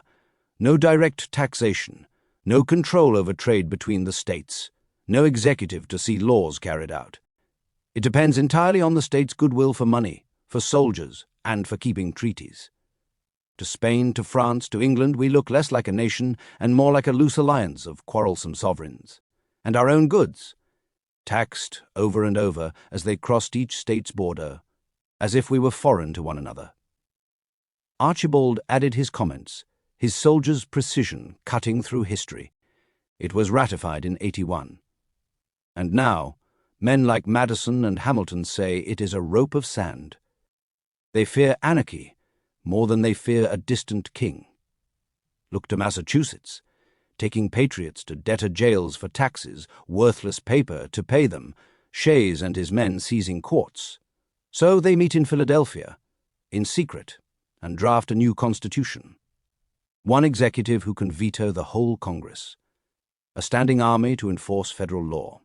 They argue a Bill of Rights is redundant, that the structure itself secures liberty. Patrick Henry refuses to join delegates, arguing for a Bill of Rights. Margaret Robinson set her cup down hard enough to rattle the saucer, her voice cutting through the tension. They threw out the old articles like yesterday's dishwater. It has no Bill of Rights. They're writing a new frame in Philadelphia, secret as monks, one man to veto the whole Congress, and a standing army to make it stick. Rebecca felt a cold dread at his words. She had heard the other women whispering in the market, their voices tight with fear of anarchy. Daniel Shays and the Shayites seized the courts in Massachusetts, then attempted attack on the Springfield Armory. What next? Archibald then spoke firmly. Heard the Paxton men are riding again. Not Elder's old crew, but close enough. If this new government comes for our muskets or our purses, they'll meet cold steel on the Lancaster Road. Silence fell, broken only by the pop of burning hickory and the soft drip of fat. William Moffett had said nothing more through the meal, only watched and listened, steely blue eyes moving from face to face the way a cooper looks at wood grain of a stave. When he finally spoke again, his voice was low, deliberate. Paper's a lie that learns ty walk. My father lost a farm, tay a landlord's ledger. I'll trust powder, lead, and the way to honest silver in my hand afore I trust any man at the Philadelphia State House." He reached for the salt, knuckles scared from the shaving horse, and the firelight slid across the hard line of his mouth. William Robinson looked around the table at his daughter, soon to be married and headed into this uncertain world, then at the soldier with the steady hand, at the quiet young Ulsterman who had already buried one life and was building another with nothing but calluses and stubborn will. "Aye," he said at last. "Until Mr. Madison and his friends give us amendments we can read by this same fire, we'll keep our own counsel, and our own muskets clean." Outside, the hunter's moon climbed higher, cold and merciless, washing the fields silver. Inside, the venison cooled on the platter, the beans gave off their last sweet steam, and 8 people sat in the small circle of light, listening to the wind worry the shutters, and feeling the future press against the door like an uninvited guest. The hunter's moon had risen higher, its bloody orange bled to merciless silver, turning the windows from glowing defiance to pale mirrors of the night. They had pledged faith in powder and silver over printed paper, but the moon's cold gaze knew the wilderness would demand a darker coin. October 9th, 1786. Blood on the paper, pulp on the water. It rose over Harrisburg like a fresh heart ripped out, and held high, swollen, dripping orange fire across the stubbled fields, turning every blade of frost into a red needle. The wind carried the taste of iron from the Susquehanna, and every dog in the county barked itself hoarse at the sky. Horses stood rigid in their paddocks, ears pinned flat, staring east as if the devil rode that moon in person. By the 15th, the town was a powder keg with a lit fuse. Outside the sign of the Black Bear, the night air rang with the clatter of hooves and the low, angry growl of men who had nothing left to lose. James Wilson, Philadelphia lawyer, black coat buttoned to the throat, voice smooth and cold as a court writ, stood in the muddy street flanked by 2 constables and a nervous deputy sheriff. In his gloved hand he held the paper that would strip Samuel Johnston of his farm and drag him east in irons for debt. Inside the tavern, Johnston and 20 neighbors barred the door with benches and barrel staves. Muskets poked through cracked shutters. The smell of fresh priming drifted out like a challenge. Johnston's roar rolled through the walls. "You'll take my land or my dead body, Wilson. Come closer with your rag money warrant, and we'll send ye back to Philadelphia in a box." A pistol cracked from the street sharp, flat, vicious. The ball splintered the door and buried itself in a farmer's thigh with a wet thud. Blood hissed onto the walls and floorboards. A woman screamed once, high and thin. Then the night exploded with hoofbeats. The Paxtang riders came down the Carlisle road like a storm of iron and fury. 30 men in hunting wearing old regimental coats, faces blackened with soot and rage. Muskets reversed. They swung the butts like clubs. The constables went down beneath a rain of blows. James Wilson's fine black coat was torn from his back. The warrant fluttered into the mud and was trampled under shod hooves. Someone fired a musket into the air. The report rolled across the river like thunder. The crowd roared, the town bleeding in the failure of the Articles. Wilson and his men were driven back toward the ferry landing. Hats lost, faces bleeding, the taste of their own fear sharp on their tongues. The farmers poured out of the Black Bear, Johnston at their head, eyes wild in the orange light. It was Shays' rebellion reborn on the west bank of the Susquehanna. No soldiers this time, only Philadelphia lawyers and their scraps of worthless paper. But the town had already swallowed worse. 3 nights earlier, Mary Mac Guinness had been found in her cabin by Paxton Creek, skull shattered, blood thick and black on the puncheon floor, the air inside still sweet with death and cold ashes. The widow's sow squealed in the empty pen, 1 pig gone, butchered in the dark. Sheriff Kelker's posse had run the killer to ground in a Carlisle hay barn. When the door burst open, one of Kelly's mates charged with an axe raised high. A militia musket answered at arm's length. The ball took the man's face clean off and painted the barn wall in a steaming red fan. They dragged John Kelly back, trussed across a saddle, wrists raw, the new jail's pine planks waiting to drink his shadow. That night, families hammered closed their door bolts, and listened to the river rise, to the wind rattle the shutters like dice in a dead man's hand. Under the butcher's moon, the new republic did not feel like liberty any longer. It felt like a rope tightening, one slow turn at a time. When the sun finally broke, it revealed not a republic of parchment and lofty words, but one of mud and consequences. The rope was not around their necks but in their hands, a tool for pulling debtors to jail, for dragging killers to gallows, for binding communities together with fear as much as hope. Liberty had not fled. It had simply come down from the philosophical heavens to walk the earth, and its boots were caked with the same blood and orange pulp that stained every doorstep in Harrisburg. The pumpkin flood, nature's own gavel. Then the sky itself cracked open. For 3 days and nights the rain came sideways, hard as thrown gravel, drumming on shake roofs, until the sound became a single endless roar. The river answered with a growl that grew into a bellow. By the morning of the 17th, the Susquehanna had climbed its banks like a living thing, thick and brown and furious, carrying the smell of turned earth and broken cornstalks. From the high ground behind the Robinson house, William watched it come.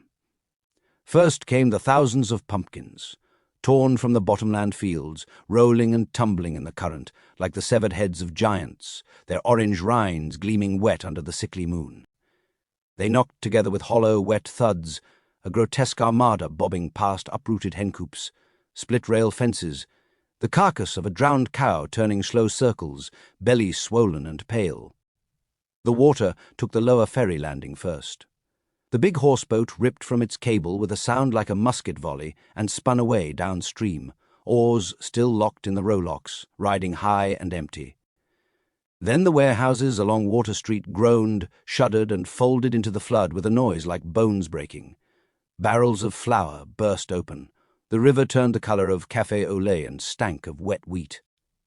A child's cradle floated past upside down, rocking gently, as though the baby were still asleep inside. All night the town listened to the river eat. At dawn the rain stopped as suddenly as it had begun. The moon, still that same butcher's orange, hung low and bloated over a world remade in mud. The streets were ankle-deep in orange pulp and river silt. Shattered pumpkins lay split open like pale suns, their seeds scattered across the planks like shot. The air reeked of bruised vegetation and drowned livestock, sweet and sickening at once. Yet when the water fell back, sullen and ashamed, the town counted its dead and found fewer than feared. The ice flood of '84 had taken roofs, livestock, whole families. This one had taken sheds, corn cribs, the lower floors of a dozen houses, nothing that could not be rebuilt by men with strong backs and stronger wills. William stood on the ridge at sunrise, coat soaked through, boots crusted with yellow clay, and watched the river slide past, slow now, almost apologetic. Beside him, Rebecca rested one hand on the small of her back. The other arm around William together stared at the orange wreckage drifting south. God's own judgment, someone muttered behind them. William only shook his head, feeling the cold air now filled with rot. No, he said quietly. Just a warning. The real reckoning would come later, and not by way of the river. Below them, the 3/4 pumpkin moon finally sank, bleeding out along the hills, while the Susquehanna shouldered its burden of ruined harvests toward the sea, and left Harrisburg standing knee-deep in mud, and questions no man dared give voice. The gavel had fallen. The trial of hope against wilderness, of paper promises against the weight of water, was adjourned. The verdict was written not in ink, but in a slurry of silt and orange pulp plastered across the face of the town. The sentence was not death, but a choice, to see the muck as a grave, or as the first fertile layer of a new world. As the last of the pumpkin moon bled away, it left them standing in the docket of their own future, the evidence of all that was fragile swirling at their feet, waiting for their plea.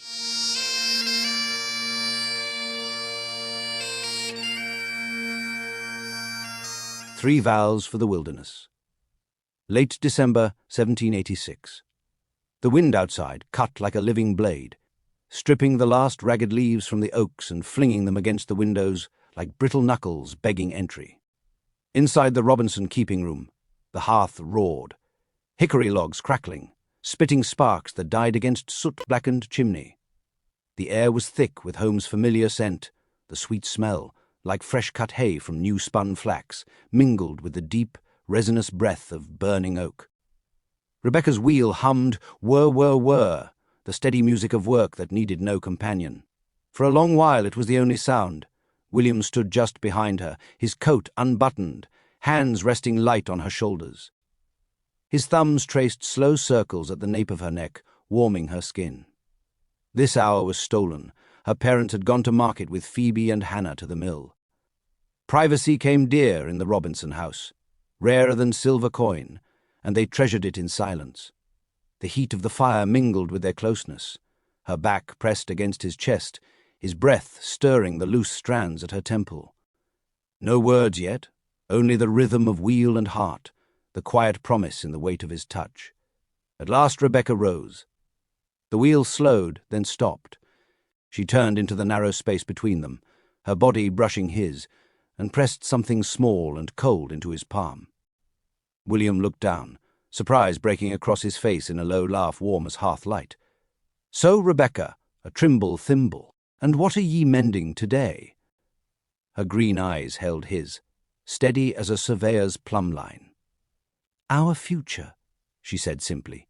She folded his fingers over the engraved steel ring. "I brought 5 from Belfast," she murmured, her voice low, the Scots lilt soft on her words.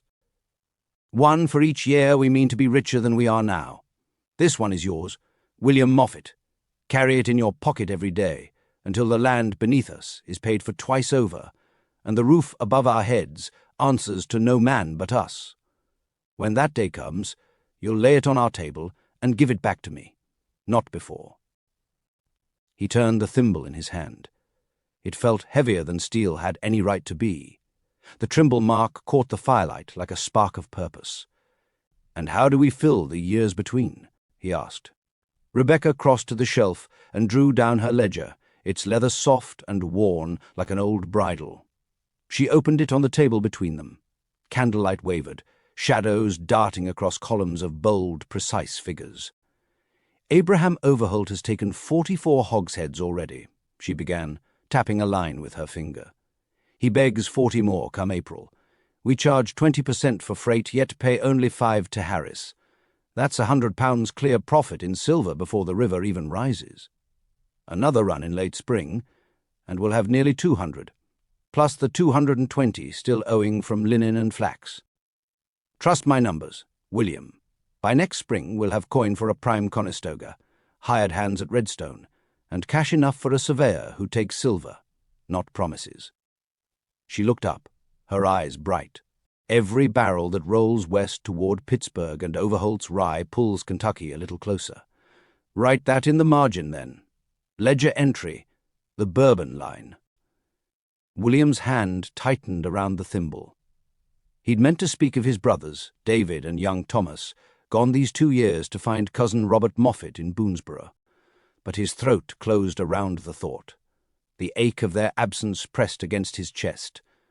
Rebecca saw it all the same, almost as though she could hear his thoughts. "Your brothers crossed an ocean and half a wilderness on hope and a prayer," she said softly. "We will not. We'll cross on earned silver and a plan no man can tax away." Her hand came down on the ledger, firm and sure. 3 vows, William. First, no debt west of the mountains.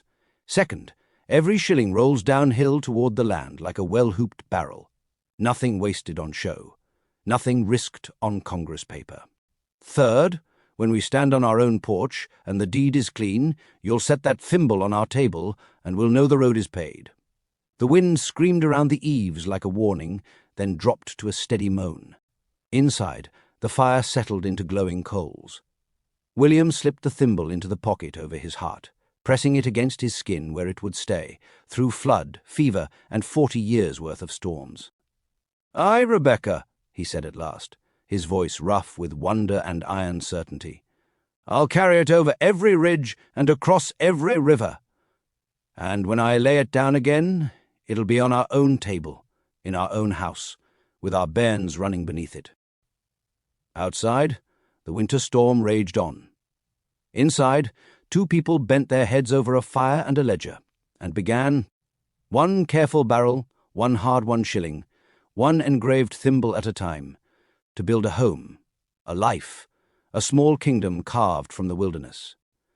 A thimble to guard the hand, a vow to guard the heart, and the world began to build itself around them, a nation to tame a continent.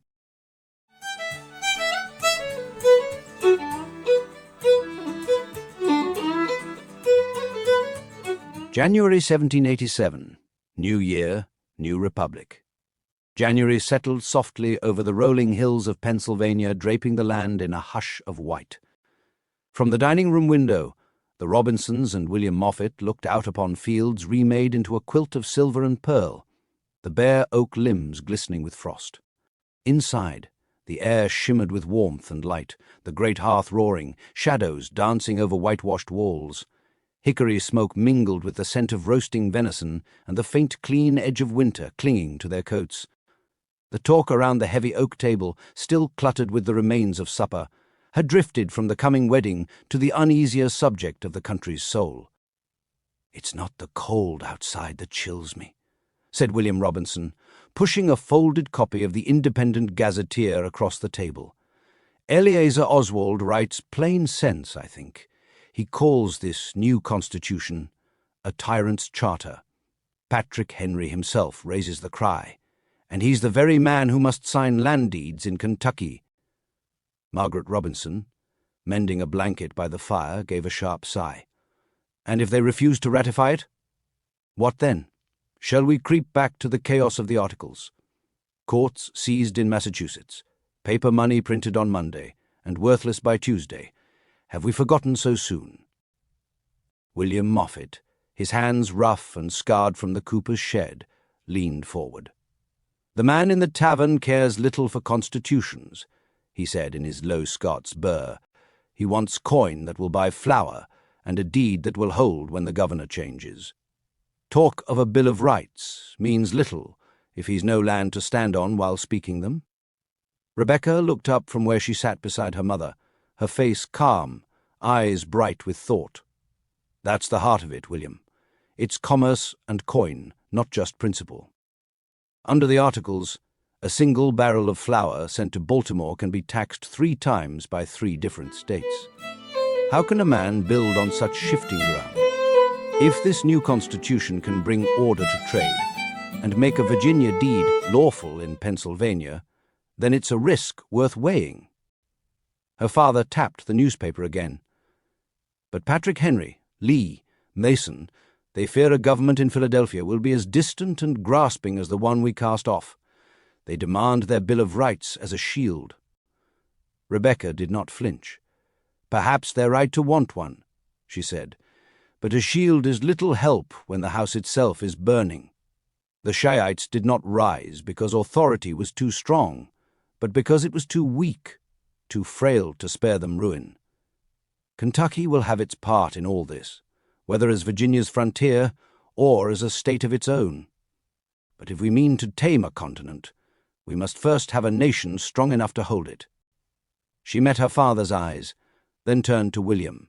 "Let others argue about liberty and tyranny. You too must have a government steady enough that you can build, not merely defend." The fire answered with a sharp crack, sparks drifting up like fleeting stars. Outside, snow lay deep and silent, the world hushed under winter's weight. Within those sturdy walls, the debate flickered like the firelight itself, steady, uncertain, vital. Between them lay not only the fate of a constitution, but the choice of what kind of America they would carry with them westward into the wilderness. Nations, like families, are forged not in peace, but in the argument of what they are to become. From the warmth of one hearth, 1,000 new fires were imagined, each to light a single uncertain republic.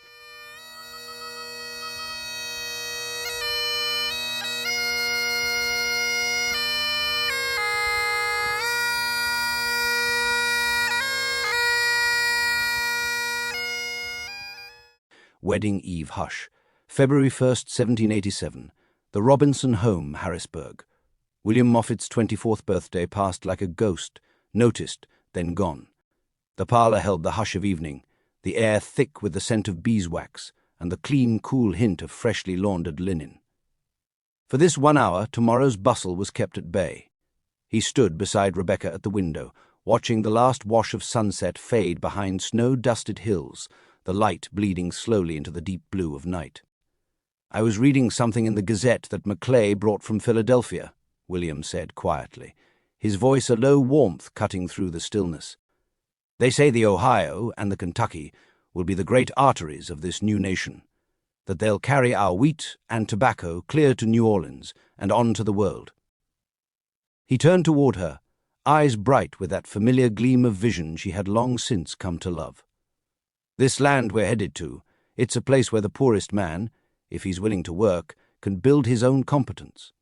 No landlord's boot on his neck, no coin paid to a king we never wanted. Just a man, his family, and the soil beneath his hands." Rebecca's smile softened as she rested her hand on the wedding gown draped carefully over the chair, dark blue linsey woolsey, the ribbon her mother had sewn, and the lace cap said to be the finest in Harrisburg. "A competence built on more than hope," she said quietly. "Built on good planning, fair prices, and honest labour, every barrel paying its way west." "Aye," he replied, his voice turning tender as he watched her fingers trace the gown's smooth fabric. "And what shall we tell our children," he asked, "about being wed by the fighting parson himself? Old Reverend Elder, the man who could bless a soul as quick as he could sight a rifle." She laughed softly, light and genuine. "We'll tell them he was a man who knew the truth of both callings, that to build a life or defend a frontier takes the same kind of courage, faith and fortitude." Her gaze swept the room, picturing tomorrow, the parlour filled shoulder to shoulder, or perhaps the great workroom in back if the weather turned fair. 30, maybe 32 guests, family and neighbours all. Her father's planning had allowed for both. Her mother and Hannah would lead the hymn, the Old Hundred, and for a moment Rebecca could almost hear it, rising through the rafters. Her eyes fell on the clothes she had laid out for William. A fine linen coat, breeches cut just below the knee, white stockings, and the new buckled shoes from the cobbler down the street. He had refused the powdered wig, and she loved him all the more for it. "We'll tell them," Rebecca said, turning back to him and taking his rough hands in hers, "that we began where it mattered most, here among family and prayers. In a house filled with love, and with a future as wide and open as the Kentucky sky. In each honest union lies the seed of a nation, and in every household, its first frontier, the diverging roads." Her steady hand. The wedding day had scarcely faded before the real work began. The house slept around them, only the kitchen hearth still glowed, its embers breathing a dull red warmth across the keeping-room floor. A single tallow candle burned on the table, its thin flame wavering whenever wind slipped through the shutters. The scent of wet ink lingered in the air, a promise still drying. William and Rebecca sat shoulder to shoulder, heads bent over the maps he had brought from William Maclay's study. The heavy paper crackled softly between their fingers, the long snaking trace of the wilderness road threading south through the Cumberland Gap, the old great wagon road winding down the Shenandoah like a tired rope, and newest of all, the bold brown line of the Ohio River, rising high with spring water, arrowing straight toward the heart of Kentucky.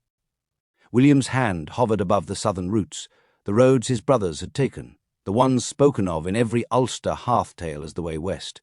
His fingertip traced them halfway, then stalled. Rebecca watched him for a long moment before placing her hand gently over his, stilling it. "No," she said, softly but certain. He looked up, startled. "We decided this the night we left Philadelphia," she went on, her voice calm, steady as the flame between them. "The Ohio, with Andrew Ellicott's party. 40 boats, maybe more, once the water rises. We'll not crawl over the gap with every other weary soul on a road rutted by broken axles and stripped bare by thieves." William's lips parted, old habit, old longing for the familiar trail, but she pressed on, green eyes bright in the half-dark. "Think, love. The gap is 2 to 3 months, 800 miles of mud and tolls, and Shawnee rifles behind every laurel thicket. One lame ox, one flooded creek, and we lose the season. The Ohio is 15 to 20 days overland, I'm told.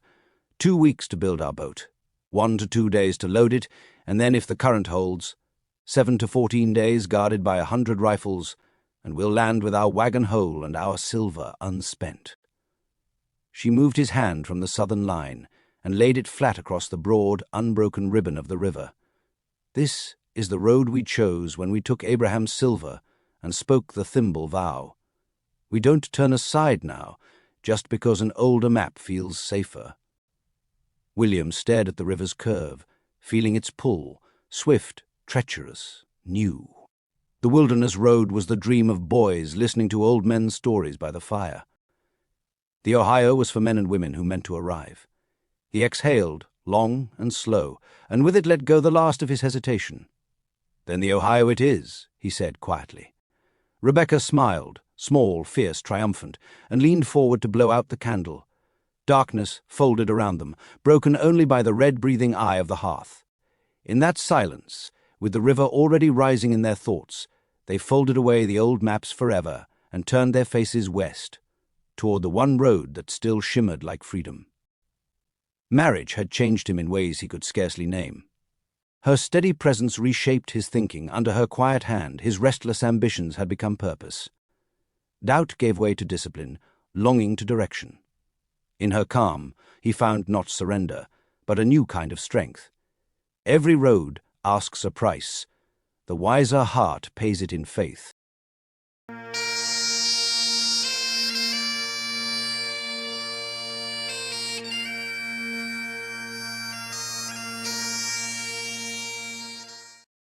Letters and the Ledger. Harrisburg, cold evening of early March 1787. The fire had burned low, throwing long shadows across William Maclay's study. The tall senator sat with his stock unbuttoned, lace cuffs pushed back, a single candle guttering between them. Outside, the wind still carried the bite enough to rattle the windows. Maclay tapped the folded letter he had just sealed with a wafer of scarlet wax. "Levi Todd in Lexington will answer, if this reaches him," he said, voice quiet but edged with certainty. "He's married to John Todd's sister. Half the warrants in Fayette County pass through his hands. But letters drown, burn, or are read by the wrong eyes. So I'm giving you something surer." He slid a second paper across the desk, an introduction in his own careful hand. Andrew Ellicott, surveyor. The Virginia office trusts his chain and compass more than most men's oaths. William responds, "He's the same Andrew my blacksmith friend, Mac Allister, introduced to me at the City Tavern in Philadelphia. Maclay, he'll be laying out the new road west come April. Travel with him. Let him vouch for you when you reach the Ohio." William took the letter, feeling the thick rag paper, the weight of a promise. Maclay leaned forward, firelight catching the silver in his hair. "But the real key is still Virginian. I sat beside George Wythe in Philadelphia these last months, the old chancellor himself. When I asked who truly holds Kentucky in his fist, he gave me one name, James Garrard, Fayette County surveyor. Garrard appoints every deputy from the Salt River to the Kentucky. A nod from him, and your warrant is recorded clean. A shrug, and it vanishes like smoke." Maclay's eyes fixed on William, steady and grave. "Paper will get you to the wilderness, Mr. Moffett. Only a man's hand in yours will get you the land." William folded both letters inside his coat, right beside Rebecca's thimble. "Then we'll ride with Ellicott," he said. "And when we stand on Kentucky ground, we'll find Garrard.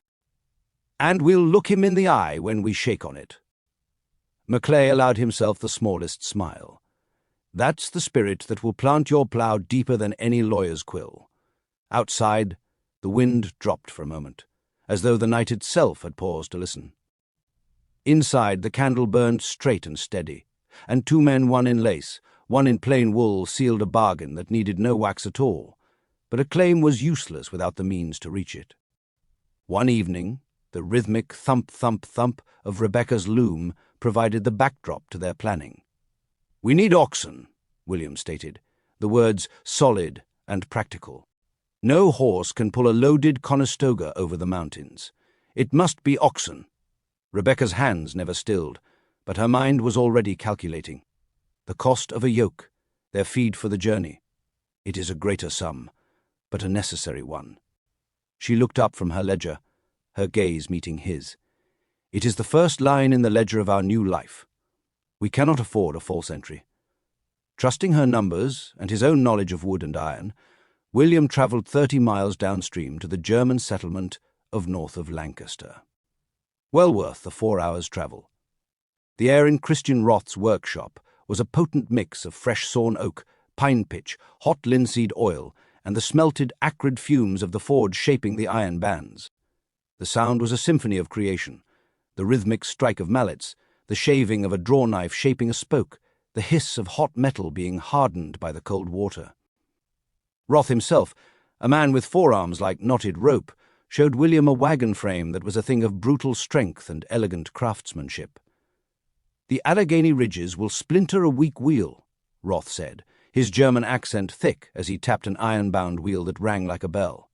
"My rollers, they outlast any other by 500 miles. He pointed to a tiny CR carved into a spoke, his trademark. William ran a hand over the smooth, sturdy wood, feeling the solid promise of it. This was not just a wagon, it was their ark. He placed the order, paying in hard silver, the coin cold and heavy in his palm. As they left the workshop, the scent of wood smoke and industry clinging to their clothes, William felt the thimble in his waistcoat pocket, a cool, hard circle of promise. Rebecca's wisdom had secured the capital.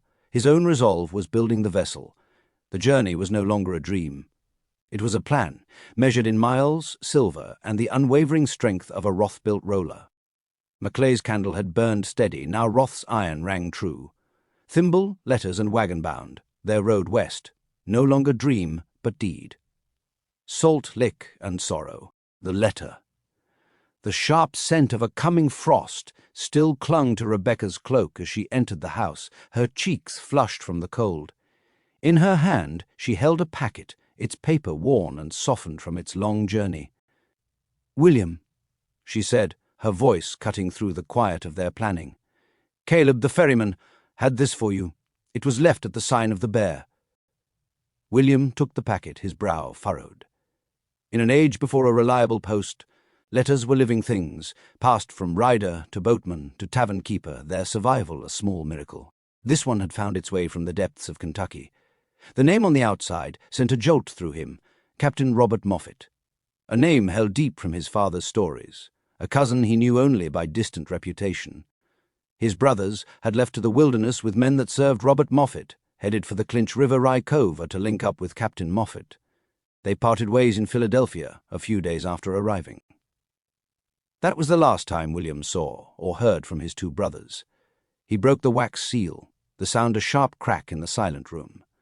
Rebecca drew closer, her presence a quiet reassurance as he read the sprawling script aloud. October 17th, 1786. Fayette County, Kentucky. My dearest cousin William, I pray this letter finds you and your new bride Rebecca in good health. I received word from our kin in Belfast of your marriage to Margaret Robinson's daughter, a fine match, and a binding of our line to the Trimbles once more. It is with a heavy heart that I must first convey sorrowful news. We were blessed to have your brothers, David and Thomas, in good spirits upon their arrival. But fortune is a fickle mistress. Young Thomas was thrown from his horse in a wooded gully this past spring. His head struck a fallen log. He did not suffer. He rests now in Kentucky soil. David remains with me, a steadfast partner in our endeavors, and it is he who urged me to write this. Now, to the purpose of my letter, which I hope will serve as a balm to your grief. Understanding your intent to seek land here, David and I have acted as your agents. We have secured a prime tract of 200 acres on your behalf, staked its bounds, and raised a crude cabin and stable to satisfy the requirement of improvement. My own surveyor has filed the preliminary warrant with the land office in your name. Consider this our wedding gift to you both. A start. The land is fertile, with a reliable creek and good timber. My own homestead lies 28 miles to the northeast, and our mutual connection, Captain James Trimble, holds adjacent lands. We have been meticulous, ensuring this parcel is unencumbered by prior military warrants. Furthermore, to strengthen your claim and your future prosperity, we have secured for you a share in a salt discovery near the Salt Lick. This valuable interest has already helped to expedite your patent. I enclose a rough map with landmarks noted the Twin Oaks, the Redstone Bluff, the Cherokee Trail. It will guide you. When you reach Lexington, inquire for me or for James Trimble at the surveyor's office. Any man there can point you the rest of the way. My wife Jane and I eagerly await the day we can welcome you to our table. We shall expect a full account of your adventures along the Susquehanna and the Wilderness Road. Your faithful kinsman, Captain Robert Moffett. Rebecca's hand found William's. Steady as the thimble in his pocket, grief for Thomas, now salted with 200 acres and kin waiting beyond the Ohio.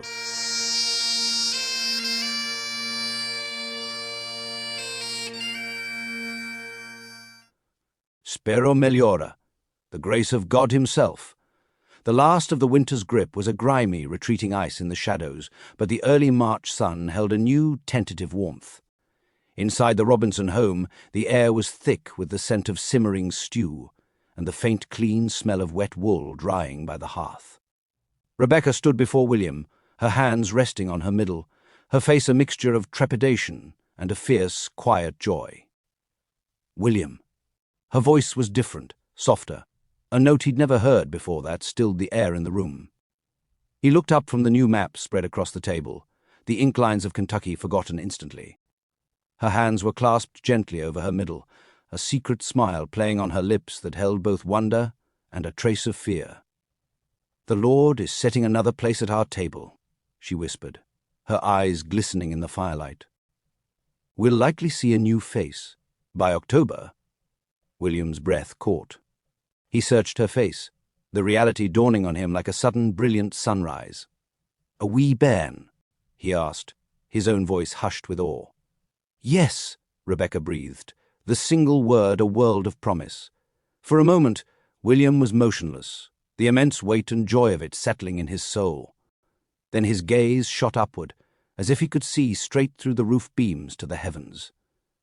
"Spero Meliora," he whispered, a fervent prayer for better things to come. "God, grace us now." He crossed the room in 2 strides, taking her face in his rough hands as if she were the most precious thing he'd ever touched.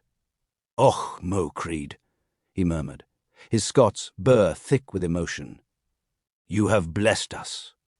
The words hung in the air, as tangible as the hearth's heat on their skin. A bairn? The profound news from Captain Moffett, a brother lost, a legacy of land secured, was suddenly reframed, eclipsed by a future that was both more immediate and terrifyingly precious. The maps and ledgers that had once charted an abstract dream were no longer mere plans. They had become the blueprint for their child's world.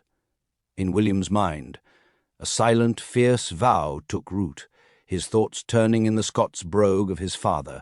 "We cannae allow a single thing to go astray now. There's nae room for failure in this. I will nae entertain the thought, and I will nae abide the result." From that moment, a new and sharper urgency took hold of them.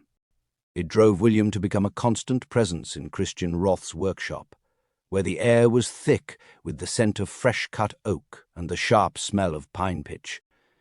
He would lay a hand on the growing frame of the Roth roller, feeling the solid, unyielding promise of it, the iron bands cool and sure beneath his palm. This was no longer just a wagon for a journey. It was their child's cradle on wheels, taking them safely to Kentucky for the first sturdy walls of the home they would build together. One evening, as Rebecca updated her ledger by candlelight, the yellow flame flickering across her determined face, she made her first formal claim. "The Loom House, William," she stated, her quill pausing. "It must be the first entry on our list for Kentucky, before a pantry, before a root cellar. I need a roof under which I can keep us warm and make our blankets and clothes." The following week, her father, William Robinson, led them out to the barn, where the earthy smell of hay and animal musk was strong. 2 massive oxen, their breath pluming in the chill air, stood patiently, their great horns like polished wood. "This is your dowry," he announced, his voice thick with emotion. He clapped a hand on William's shoulder. "And Rebecca, your mother's family helped put up the silver for your first 200 acres. He gestured to a corner of the barn, where a large loom and spinning jenny stood, silent and ready for travel. "We'll send the wool from our 42 sheep, late spring, after the lambing. If I'm any judge, that should give you near 168 pounds of wool to see you through until you've settled your own drove." The gift was staggering. It was not just animals and wool. It was a complete economy in miniature, a tangible vote of confidence that filled the crisp air with the scent of hope and fresh-turned earth. The path to Kentucky was no longer a dream. It was a road, paved with love and secured by a legacy of practical wisdom, waiting for their wheels to roll. The oxen lowed softly in the barn, their breath mingling with hay scent and the wool to come, while Rebecca's hand cradled their future. From Thimblebow to Roth's rollers, maps to maternity, their road west now carried not dreams, but the weight of spero meliora, better things, God willing, by Kentucky's first frost. Moffett clan motto, spero meliora.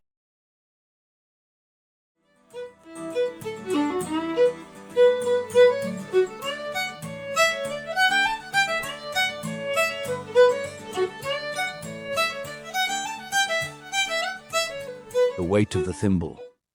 Harrisburg, the Ides of March, 1787. The wind still carried teeth, but the river had begun to swell with the first dark promise of spring. 25 fresh hogsheads stood on the ferry landing like soldiers in a row, iron hoops gleaming, the sharp smell of new white oak rising from their staves.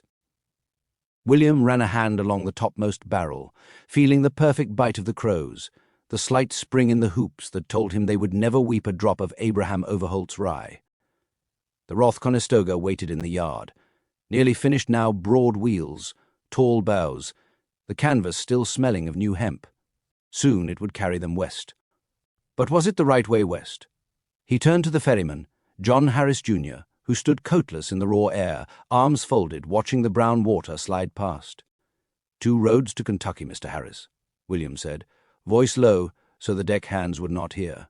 "Cumberland Gap by wagon, or the Ohio by boat. Which is the surer?" Harris spat into the current and laughed once, short as a musket crack. "Forget the Gap, unless ye fancy breaking axles on the Wilderness Road and feeding your oxen to the Shawnees. The Ohio's your highway, now high water coming. And a Boston merchant name of John May is building 20, maybe 40 boats at Redstone for a late April launch. Craig's and Tomlinson's have the yards humming. You'll find them at the point, hammering oak like the world's ending. Good men, fair prices? Pay in silver. Mine paper drowns quicker than a drunk riverman." William nodded, the numbers already turning in his head. $50 for a bosun to the falls, 100 clean to New Orleans. He felt the weight of the coin belt against his ribs, heavy and cold. Harris leaned closer, voice dropping to the growl men use when they speak of things that stain the soul. "Ye'll need more than a bosun, lad. You've a wife breeding 2 months gone. Unless my eyes fail me, Kentucky ground don't clear itself, and a cabin don't raise itself before snow flies. I've a prime couple coming up from Pittsburgh tomorrow, man and woman, young, strong. He's a cooper by trade, learned the stave in Virginia, quick as any white man I ever saw. She's handy with kettle and needle, gentle with women in the family way. They'll load your boat, steer it, raise your walls, and never a complaint." William's stomach turned, but he did not look away. "Cost?" Harris grinned like a man offering a bargain on flour. 25 hogsheads same as these. I'll take 'em off your hands and sell the whiskey in 'em myself. Saves your silver for the thieves farther down river." He clapped William on the shoulder, fingers hard as oak knots. "Ride high water, boy. Cold, frozen mud on the wagon road. Colder graves if you wait too long on a falling river.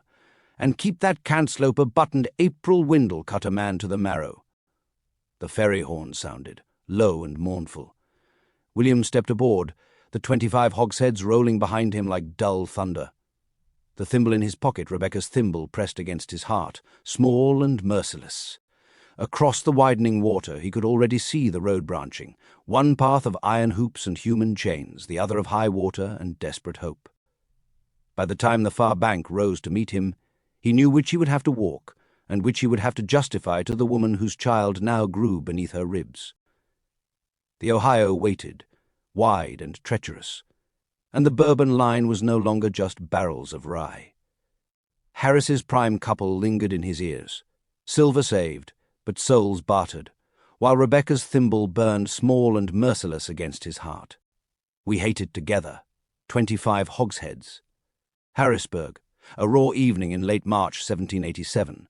The Robinson house hunkered low against the last spiteful blasts of winter, shutters latched tight, the chimney coughing pale smoke that carried the sharp, resinous bite of stave scraps and half-seasoned oak wood they had meant to save for next year, now burning because the cold refused to loosen its grip. Every morning the river ice groaned and cracked a little more.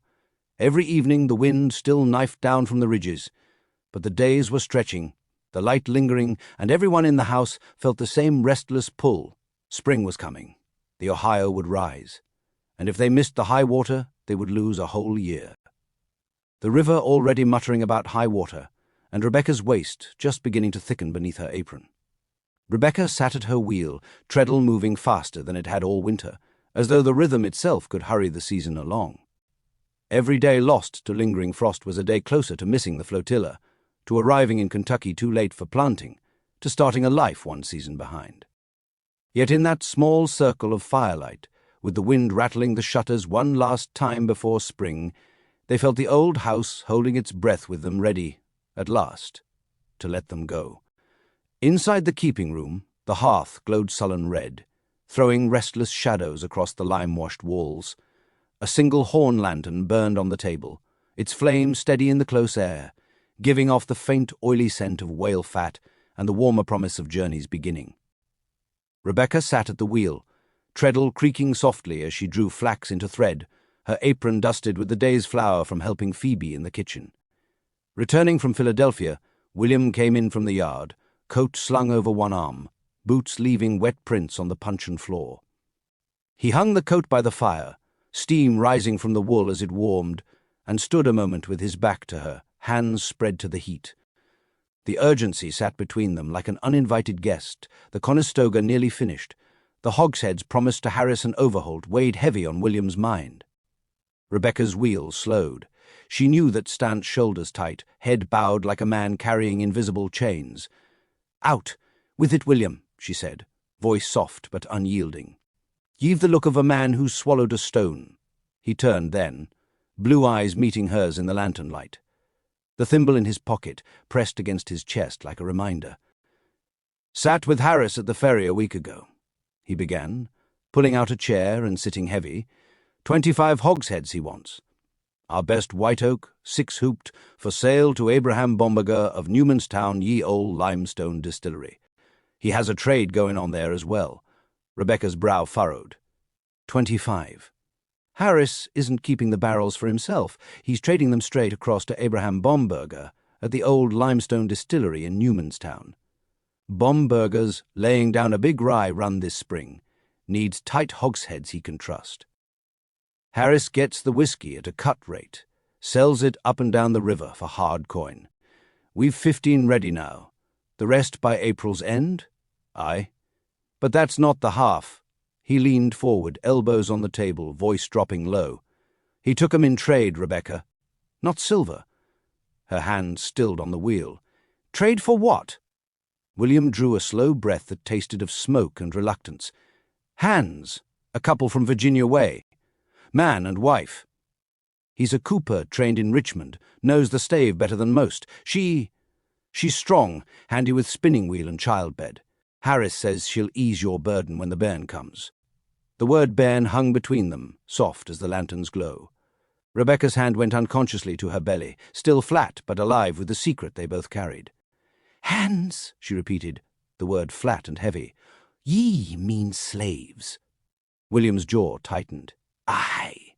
I walked the landing 3 times before I shook on it, told myself it was for you, for the child, for the land that won't break itself.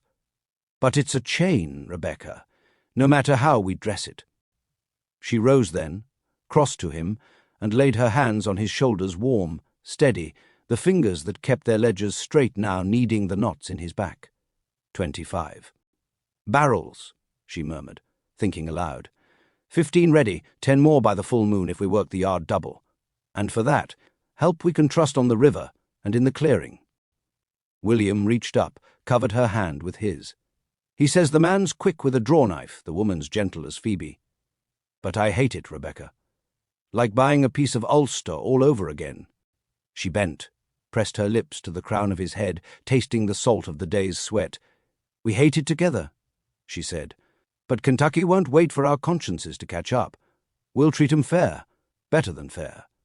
And when the land's ours, we'll find a way to make it right. The fire popped, sending a spark skittering across the hearth. Outside, the wind howled on, but inside, with the deal struck and the barrels waiting, they sat a long while in the lantern's circle, hands clasped, planning a future that already bore its first dark mark. The house had let go. In the silent wake of their decision, the howling wind outside seemed to shift from a spiteful blast to a summoning call.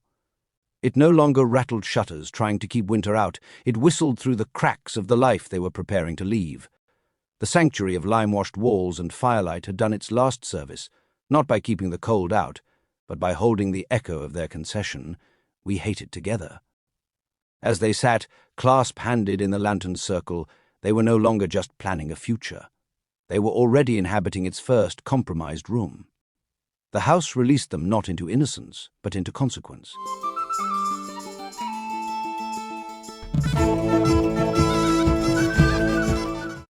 Titus and Nan, The Raven's Farewell. Early April 1787.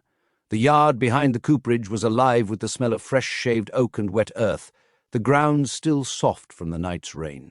High in the bare maples that lined the ridge, ravens gathered in a black, quarrelsome flock, dozens of them, wings flashing glossy purple in the thin sunlight, their harsh metallic cores rolling down like gravel poured from a bucket.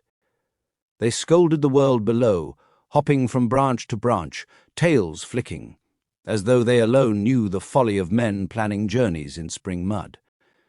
William stood beside the new Roth-Conestoga, coat thrown open despite the chill, placing the rig in and bowed yoke he had reshaped the evening before. The wagon was built for 4 oxen, but he had seen too many families lose a season to a lame beast or a flooded trace. 6 would pull them steady, 6 strong beasts to haul the heavy barrels, the iron-bound chests, the ploughs and seed corn and tools to build a home. He had worked by lantern light after supper, planing the yoke longer, boring new holes for the boughs, thickening the beam where the extra strain would fall. The wood still bore the pale scars of his adze, smelling sharp and clean. 6 oxen meant slower turns on narrow traces, but it also meant arriving with goods intact and families safe. William also thought of the rigging he would need should they have to use oxen to pull them over sandbars and shallow river areas. His strengthened now would be teamed with Titus. They would build pulleys to be used and store rope and chain. Rebecca had watched him from the doorway, one hand on her rounding belly, saying nothing, just nodding once when he held the finished yoke up to the light. Now, in the Raven chorus morning, he fitted the first bough, the oxen's breath steaming in the cold as Rebecca's father held the animals steady. The birds overhead kept up their racket, as though laughing at the stubborn hope of men who thought they could outpull winter, outrun spring floods, and outbuild the wilderness itself. William tightened the last pin, stepped back, and looked at the wagon, broad wheels sunk an inch in the mud, canvas tight as a drum, 6 patient beasts waiting for the word. The team was complete. Late March 1787, the trade at Harris's Ferry. The ravens wheeled once more above the yard, cawing their coarse prophecy before scattering west ahead of the wind, straight toward the Ohio, as if marking the way. William drew a slow, full breath, tasting sawdust and river damp in the morning air. Then he turned toward the house. "It's time," he called.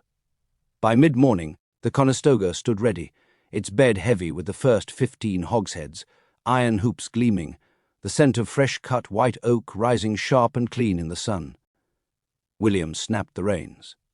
The 6 oxen leaned into their broad yoke, a thing he had widened and shaped by hand, and the wagon creaked forward, great wheels biting deep into the soft March yard. Rebecca rode beside him on the high box seat, her shawl loose now that the sun had some warmth. One hand rested lightly on the curve no one else had yet named aloud. They reached Harris's ferry landing, as the river caught full light, high, brown, and restless, water rising from the spring's early mountain snowmelt. On the wharf, John Harris Jr. stood waiting, coat open to the wind, arms folded like a man who had seen every bargain the water ever carried. 15 on the nose, Harris said, giving the nearest barrel a solid clap. Bomberger'll be pleased. His rye's ready to lay down, and these will keep it sweet. William jumped down, boots striking the planks. 10 more by the new moon, he said. As agreed, Harris grinned, sharp and wide. And here's the rest of our agreement. He nodded toward the shed behind the ferry office. Its door swung open, and out stepped Titus first, a tall man, near 6 feet, shoulders broad as the wagon yoke and eyes steady as planed oak. Behind him came Nan, small and deliberate, a bundle clutched to her chest, kerchief tied neat beneath her chin. Her gaze moved quick over the wagon, the oxen, then to the couple who waited by the river. William felt the familiar tightness coil in his chest, but he met Titus's eyes square. "William Moffett," he said, offering his hand. "This is Rebecca." Titus clasped it. Callus to callus, grip firm and even. "Titus," he answered.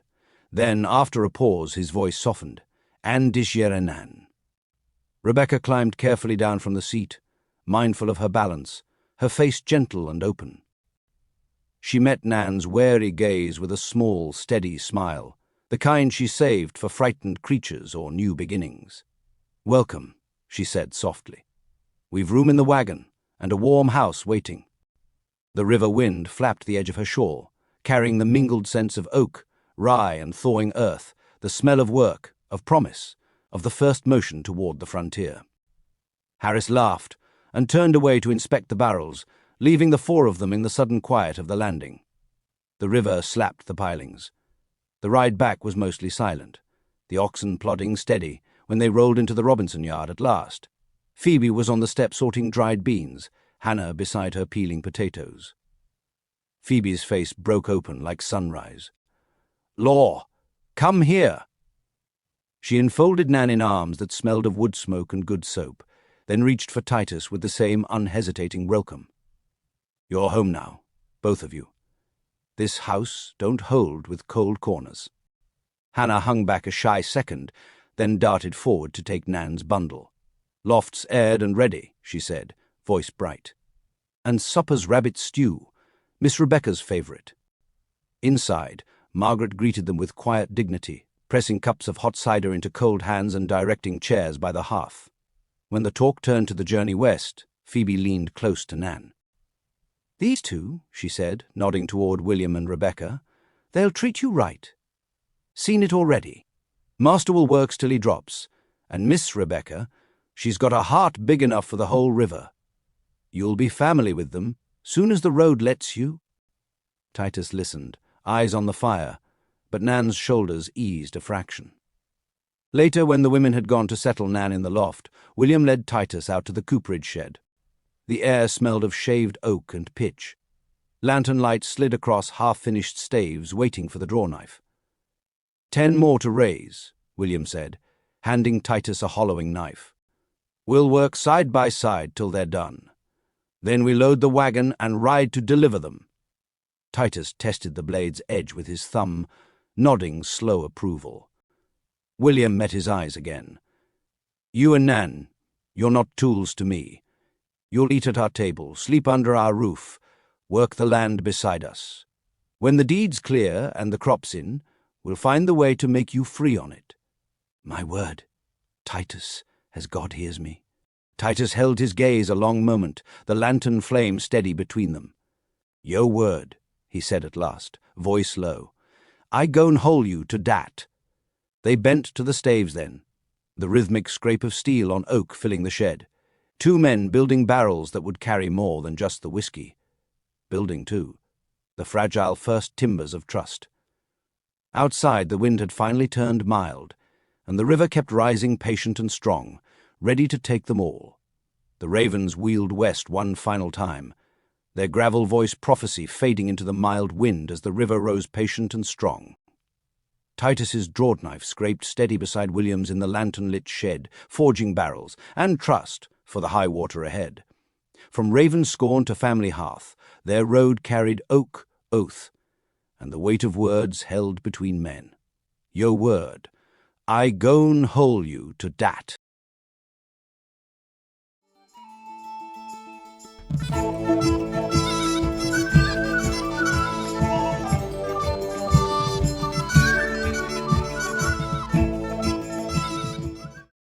Parlour full of pioneers. 22 April 1787, the day of our Lord. The sun didn't rise so much as it crawled, bleeding a pale, watery gold warmth across the frost-rimed fields behind the Robinson house. The old oak tree by the creek, now a skeleton against the brightening sky, the conspiracy of ravens had ended their parliament and flown, leaving silence to the red-winged blackbirds. Their sharp, slurred whistle, "O Carly," cut the chill air as they darted through the tall green grasses of the canal bank, staking their urgent tiny claims to the coming spring. The morning's fragile quiet now shattered with a sound like rolling thunder. From the south, a great, groaning caravan emerged, churning the road into a plume of pale dust that hung in the still air like smoke. The ground trembled beneath the rhythmic, earth-shaking thump of countless hooves. 4 massive Conestoga wagons, their arched white canvases glowing in the low light like the sails of landships, lumbered into view. Behind them the dust cloud trailed like the wake of an approaching army. "William!" Rebecca's voice cut through the clamour from within the house. He joined her at the window, their breath fogging the cold glass.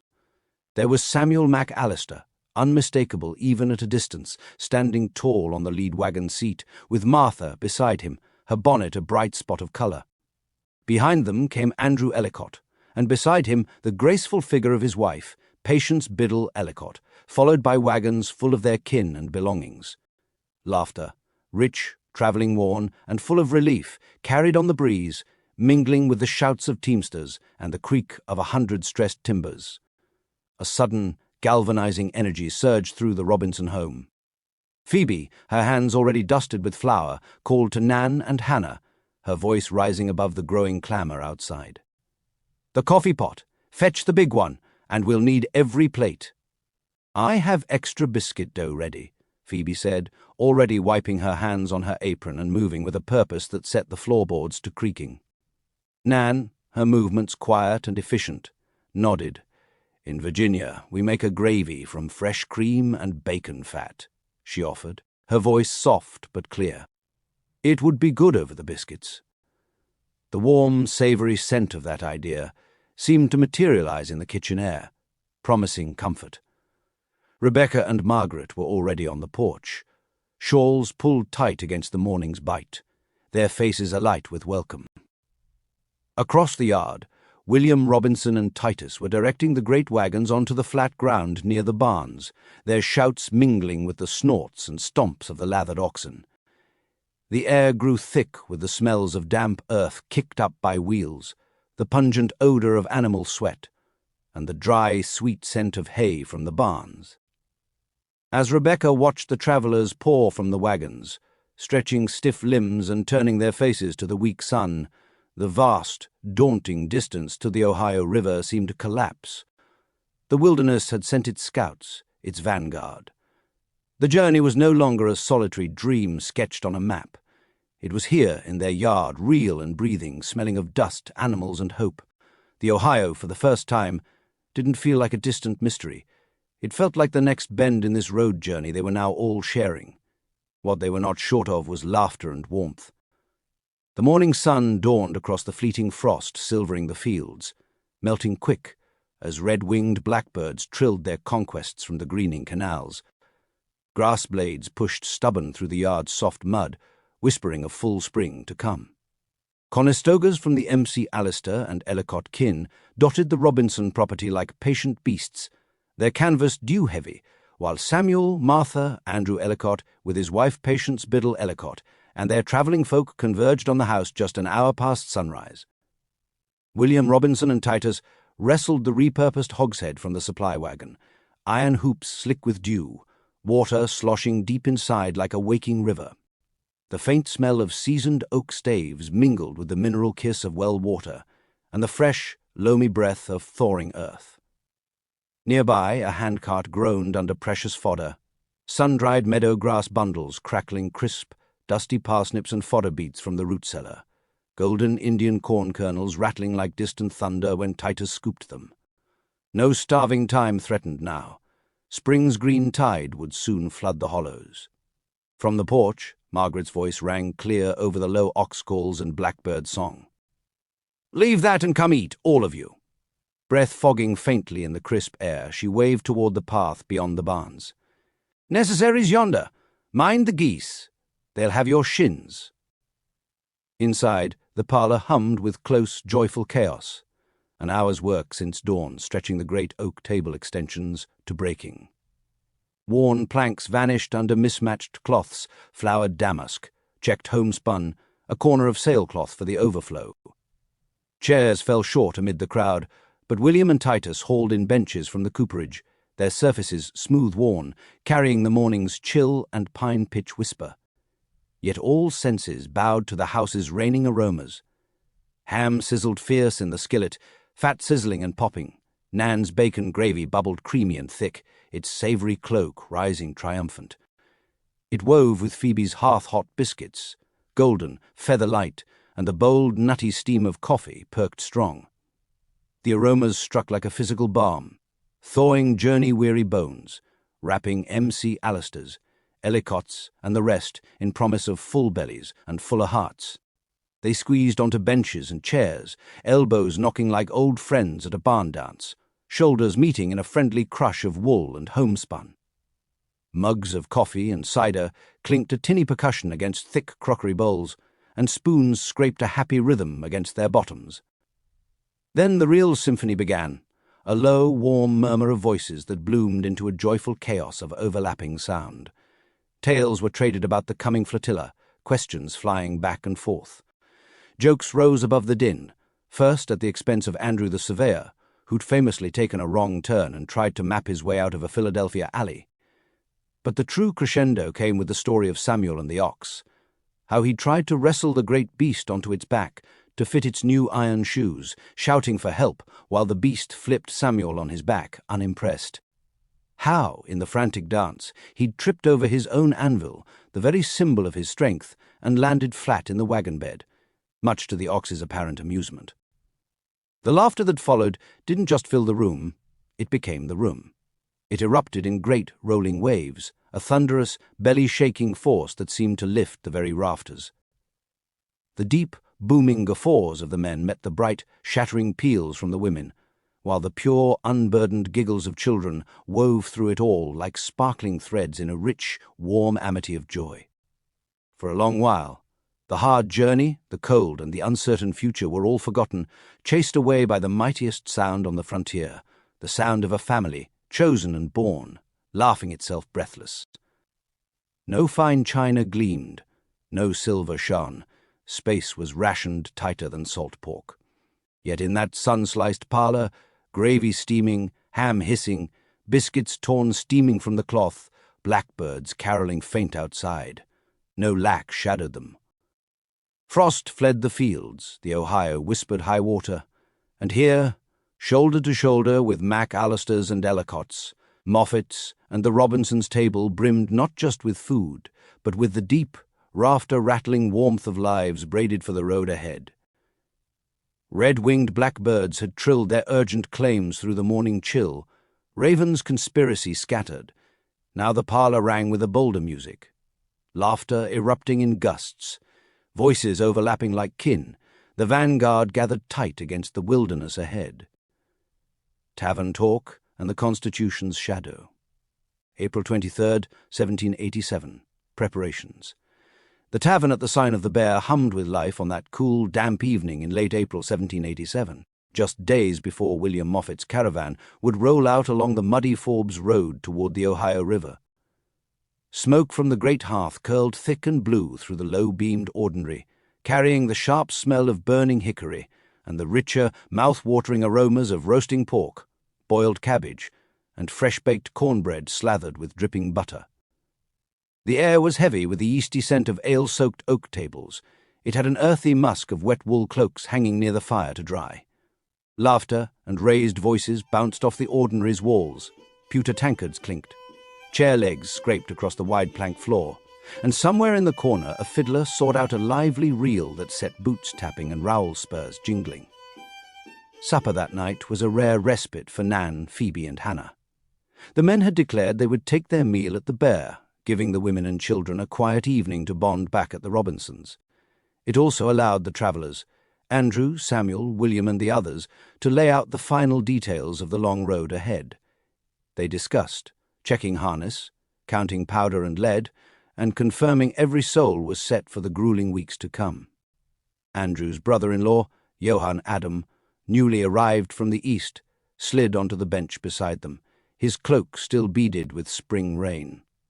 Samuel lifted his foaming tankard, the cool pewter pleasant against his calloused palm, and called out over the noise, "Let us drink to our new friendship and our bold enterprise westward. By God's grace, may the road find us safe and in Kentucky by July." The Bear buzzed louder than usual that night. Word was sweeping through every settlement in the new states. Congress had endorsed a grand convention to meet in Philadelphia on the second Monday in May to render the Constitution of the federal government adequate to the exigencies of the Union. States were appointing delegates and issuing careful instructions. It was no surprise, then, that William Maclay, tall, sharp-eyed, and ever the politician, soon appeared at their table, his boots leaving faint tracks of mud on the floorboards. Andrew, who had met Maclay years before in Philadelphia, grinned and said, "You are tardy, sir." "I crave your pardon," Maclay replied, bowing slightly. "Let me not trouble you." Samuel waved him in at once. "Sir, please, join us and share in our regale." Maclay settled onto the bench, the heat of the nearby fire warming his damp coat. "It is good that William has found you, Andrew."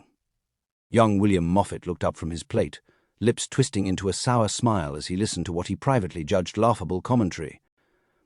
Maclay leaned forward, voice low but clear over the tavern clamour. "I explained to young William how the survey and land warrant business in Kentucky, a wild west of litigation, is yet to come. Every settler heading down the Ohio seems to think he can stake whatever ground pleases him and ignore the laws of this new nation." Andrew wiped ale from his lip and answered steadily, "That is precisely why I am in such demand, sir." The rest of the ordinary here may not agree. They seem more exercised about expelling the Articles of Confederation altogether. They want a country with proper representation. Without a strong new constitution, we leave ourselves open to France, Spain, or England swooping in to claim whatever they fancy. Maclay cleared his throat, the sound rough against the crackle of the fire. "I beg your pardon, good sir. But the convention of delegates come the second Monday in May will find solutions to protect us, even if it means setting aside the articles. Let us not judge before they convene." He paused, as Samuel cleared his throat as an interruption to speak, then taking a slow pull from the tankard Samuel pushed toward him, the bitter ale sharp on his tongue. "You have it on good authority that the articles will not falter until the new constitution has been argued, agreed upon, and ratified by each state in our Union." "Maclay," replied Sir. "Samuel, if I may, the Confederation Congress will continue to meet and act under the Articles until we have something better." Samuel leaned in, brow furrowed. "Will it pass with no Bill of Rights?" Maclay gave a wry smile. "That will not come until the new Congress under the new Constitution is seated." Maclay turns to William. "William, this is why I tell ye, make certain your land warrants are recorded both in Virginia and down in Lexington. There will be blood over land. Kentucky remains the dark and bloody ground. The Indians fought over it long before we Scots-Irish decided we wanted it for ourselves. The Wyandots still call it Ka Ten Tate, land where we will live tomorrow." He pushed back his bench, the legs scraping loudly. "Well, gentlemen, enjoy your company. It is time for me to retire." The table fell quiet for a moment after Macleigh's departure, the tavern noise swelling around them again, laughter, the hiss of fat still dripping into the fire, the clatter of plates being cleared. Andrew spoke first, voice low and earnest. "Samuel, William, there is much truth in what he said. Kentucky has not yet adopted the Land Ordinance of 1785 passed by the Confederation Congress. That ordinance will stand and be used to settle every state along the Ohio. Due to the commissions that must still be completed, my passage with you ends at Pittsburgh. You must inquire carefully that whichever surveyor you hire follows the new federal standard, or you may lose your land altogether." Both William and Samuel exchanged uneasy glances. They had never considered such complications when they first dreamed of this journey. From Ulster the tales had always been simple. Stake out your lines, plant your corn. The land was empty, belonging to no one. Samuel turned to William, the firelight flickering across his weathered face. "You know, I think you'd be wise to yoke 4 oxen on the tongue, and let 2 more walk behind as spares. Give your wheelers a chance to rest now and then. You can always put a full yoke of 6 together when you need the power for climbing those mountains." William's dream of owning land had seemed so much closer when he left Ulster, but the road ahead was shrouded in uncertainty at every turn. Yet he would not falter. He had Rebecca and a child on the way. It fell to him to keep them safe and build a farm that would provide them lasting comfort. As the last blue curls of hearth smoke vanished up the chimney at the sign of the Bear, William gripped his tankard and steeled himself for the muddy Forbes road ahead. Mocridy's Vow, April 2006, 1787. The journey and remorse. On the eve of their departure, their small chamber seemed too still, the air heavy with the scent of freshly dipped beeswax candles and the faint lingering smoke of the hearth clinging to the rafters. Rebecca lay upon the narrow bed, her body curled beneath her mother's patched quilt, tears tracing silent paths down her cheeks. Her eyes, great, stricken pools of sorrow, fixed upon William, as though he alone could anchor her to the life she must leave behind, her mother's gentle hands, her father's quiet stories, the familiar streets of Harrisburg that had shaped her every breath. William knelt beside her. She confessed her fears, and the tears were like a river down her cheeks, William's thumb brushing away the tears with a tenderness that belied the strength in his frame. "Hush now, Mocreed," he murmured, voice low and soft with feeling. He drew her close until her breasts pressed soft and warm against his chest, the thin linen of her shift no barrier to the quickening beat of their hearts. His hand moved of its own accord, tracing the curve of her side, then rising to cup the fullness of her breast. They had changed since the bairn quickened within her, firmer, heavier, ripe with promise, and the touch drew a soft, shuddering moan from her lips. She wept still, but the sound mingled now with desire, her body arching instinctively toward him, welcoming what had been too long denied amid worry and preparation. Rebecca's fingers trembled as they found the front of his breeches, stroking the hard length of him through the fabric. William stilled, breath catching. "The bairn," he whispered, a note of hesitation in his voice, fear for their unborn child warring with the fire in his blood. She turned her face to his ear, lips brushing the lobe as she answered, "The bairn will be fine, my heart. He sleeps safe within me." Her kiss was gentle, then insistent, a promise that love could shield them both. What followed was a storm of passion neither had known before. Clothes fell away in quiet urgency, skin met skin in reverent exploration.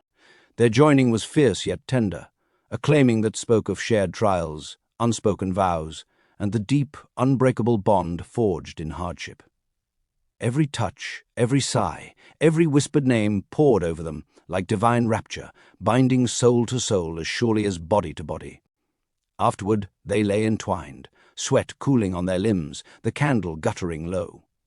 William pressed his lips to her temple, voice burdened with profound intent. "I will provide for ye, Rebecca, for ye and the wee one. No harm shall ever come near ye while I draw breath." He drew back just enough to meet her gaze, then his forehead touching hers, eyes fierce with the light of certainty. I knew it the first moment our eyes met across the dock in Philadelphia. There was love in that glance, bright as dawn. God himself set our paths to cross that day, and he has planned this life for us ever since. Through sorrow, through separation, through the wilderness ahead, we go forward together, Mo Creedy, always. Rebecca's fingers threaded through his hair, her tears now ones of quiet joy. In that shadowed room, on the threshold of an unknown future, their love felt eternal, a flame no distance or hardship could ever quench. April 28th, 1787. The departure.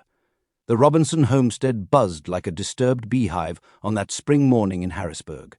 Doors stood wide open, boots thudded across wooden floors, voices called back and forth in hurried bursts. Men heaved crates and barrels onto the waiting Conestoga wagons, their canvas tops billowing slightly in the breeze like pale sails ready to catch the wind of destiny. Dawn broke.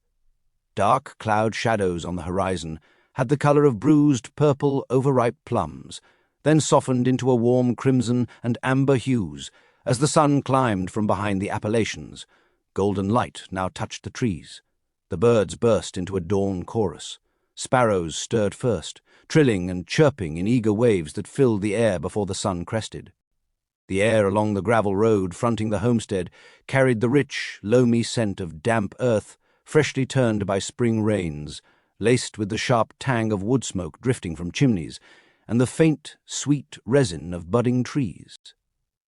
A downy woodpecker hammered insistently on a nearby maple trunk. Tap, tap, tap, tap, its rhythmic staccato echoing the anxious pulse of the household. The maples and oaks had shed their winter skeletons, branches now swelled with rust-red buds, fat and expectant, trembling against a backdrop of rolling emerald hills that faded into the distant blue haze of the Appalachians. As the sun climbed higher, it pierced the lingering morning mist in bright spears, gilding the dusty backroads into shimmering ribbons of hammered copper. Low clouds clung to the hollows like whispered secrets, while long amber shadows from the farmhouse fence stretched westward, pointing toward the ridges as if urging the travelers onward. See what waits beyond the next rise. Every hurried movement thrummed with anticipation, hands trembling as they cinched ropes, shoulders tense under heavy loads, breaths coming quick and shallow. The wagons creaked under the weight of hopes and necessities, tools, bedding, seeds for a new life, the accumulated fragments of 2 young lives being uprooted. The night before had been different, slower, heavier with memory. The family gathered around the long oak table inside the house, candlelight flickering across tired faces, while others drifted outside to the fire William had built beside the open pavilion Rebecca's father constructed before their February wedding. The brisk April night nipped at their cheeks and fingertips, but the fire's warmth drew everyone close. Sparks spiraled up into the star-filled dark, carrying with them the scent of hickory smoke and the faint sweetness of roasting chestnuts someone had tossed into the coals. Andrew, ever the practical navigator, drew William aside and lifted a sextant from its wooden case. Under the clear sky, he sighted Polaris through the small telescope, explaining the bowl on the Big Dipper always pointed faithfully to the North Star. "Harrisburg lies at 40 degrees, 16 minutes, and 11 seconds north," he said, adjusting the instrument's arc so William could see for himself. With the toe of his boot, Andrew sketched lines in the dirt. A globe divided into 360 degrees, illustrating how time and longitude intertwined. "Here in the colonies," he continued, "we measure our meridians west from Philadelphia. The British use Greenwich for their nautical charts, but for our maps, Philadelphia serves as the prime line. From there, Harrisburg lies, about 4 degrees to the west." He smiled, tapping the brass edge of the sextant. "When it comes to cutting boundaries on land, I rely on chains and Rittenhouse's vernier compass. But that's a lesson for a day when we've had less ale and more sleep." William nodded, absorbing what he could. He was quick with the geometry of barrel staves and Cooper's hoops, though the heavens were a different sort of map. Still, the lesson felt to him like a talisman of direction and purpose, something to steady them against the vast unknown ahead. Inside, the older kin and family lingered at the table, plates pushed aside. It was the first gathering like this since the wedding, and the air thickened with reminiscence. Aunts, cousins, neighbours filed in and out, sharing stories that drew laughter one moment and quiet tears the next. Voices rose and fell like a gentle tide. Tales of childhood pranks, hard winters survived, the wedding feast's joyful chaos. The fire's glow flickered light across faces, and the night smelled of pine resin, warm wool, and the faint, comforting yeast of fresh-baked bread from the hearth. Dawn brought the weight of final farewell. The Conestoga stood fully loaded by mid-morning, oxen stamping restlessly, their warm breath clouding in the cool air. Phoebe and Hannah emerged from the house with baskets of travel provisions, golden corn muffins still warm from the oven, hard-boiled eggs with shells flecked brown, slabs of smoked ham wrapped in cloth, apples canned with spices. The scents mingled, sweet baked goods, savoury meat, warmth and aroma filled the wagons. Rebecca paused at the threshold, turning for one last look at the homestead, the sturdy flagstone stone chimney, the familiar porch where she'd shelled peas on summer evenings, the garden plots already green with early shoots. William Robinson and Margaret stood arm in arm, tears carving silent tracks down their cheeks. Phoebe, Rebecca's nurse, her second mother, clutched her apron, sobbing openly at the thought of never seeing her girl again. Rebecca laughed through her own tears. "I've never been hugged so much in all my life." However, the moment came. One wagon at a time, the caravan rolled off the farm. Wheels crunched over gravel, then softened into the tall spring grass of the valley floor. The oxen strained forward, their massive shoulders rolling, hooves thudding a steady drumbeat against the earth. Behind them, the ruts left by the broad iron-rimmed wheels carved dark wake through the green, like a boat's trail on still water. Nan and Titus perched on the tailgate of the lead wagon, hands waving frantically until the homestead shrank to a distant speck. On the backboard of William and Rebecca's wagon, freshly painted letters declared a quiet creed. "You build what you can. You bury the rest." Beneath it, a smaller inscription. "May God bless my brother Thomas. June 24th, 1767. May 23rd, 1786.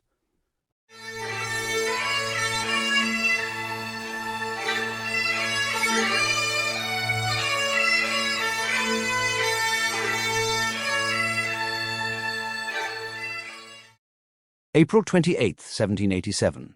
Farewell to the Susquehanna. The late April sun hung low and pale, reluctant to warm the world it had only just abandoned after an unexpected afternoon downpour.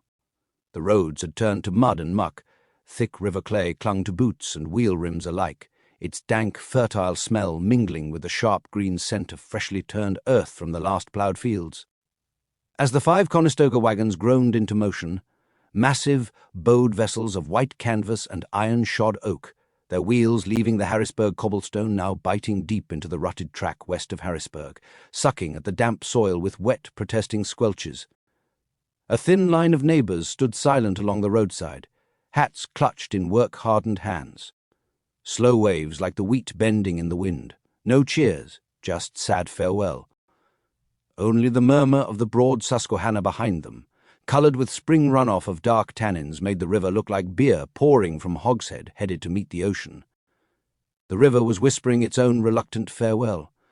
The Ohio River would carry their dreams to Limestone, but for now the land itself would test them. At the town's ragged edge, Maclay swung down from his saddle, boots sinking into the softening ground. He clasped William's forearm in the old way, firm, lingering, the grip of a mentor, and turned to Rebecca with a solemn nod. "Fare thee well, William Rebecca," he said, his voice roughened from long hours of oratory and endless meetings, debating the fate of the nation and who would bear its taxes. "May the road lie easy beneath your wheels, and may the ridges show mercy." William met his gaze steadily. We'll remember every word of your counsel, Maclay. Thank you for the maps, the warnings, the loan of the extra team. God keep you well." With a lurch and a low bellow from the lead oxen, the train rolled forward onto what Andrew called the Pennsylvania Road, the old Forbes trace, still scarred from military wagons 30 years before.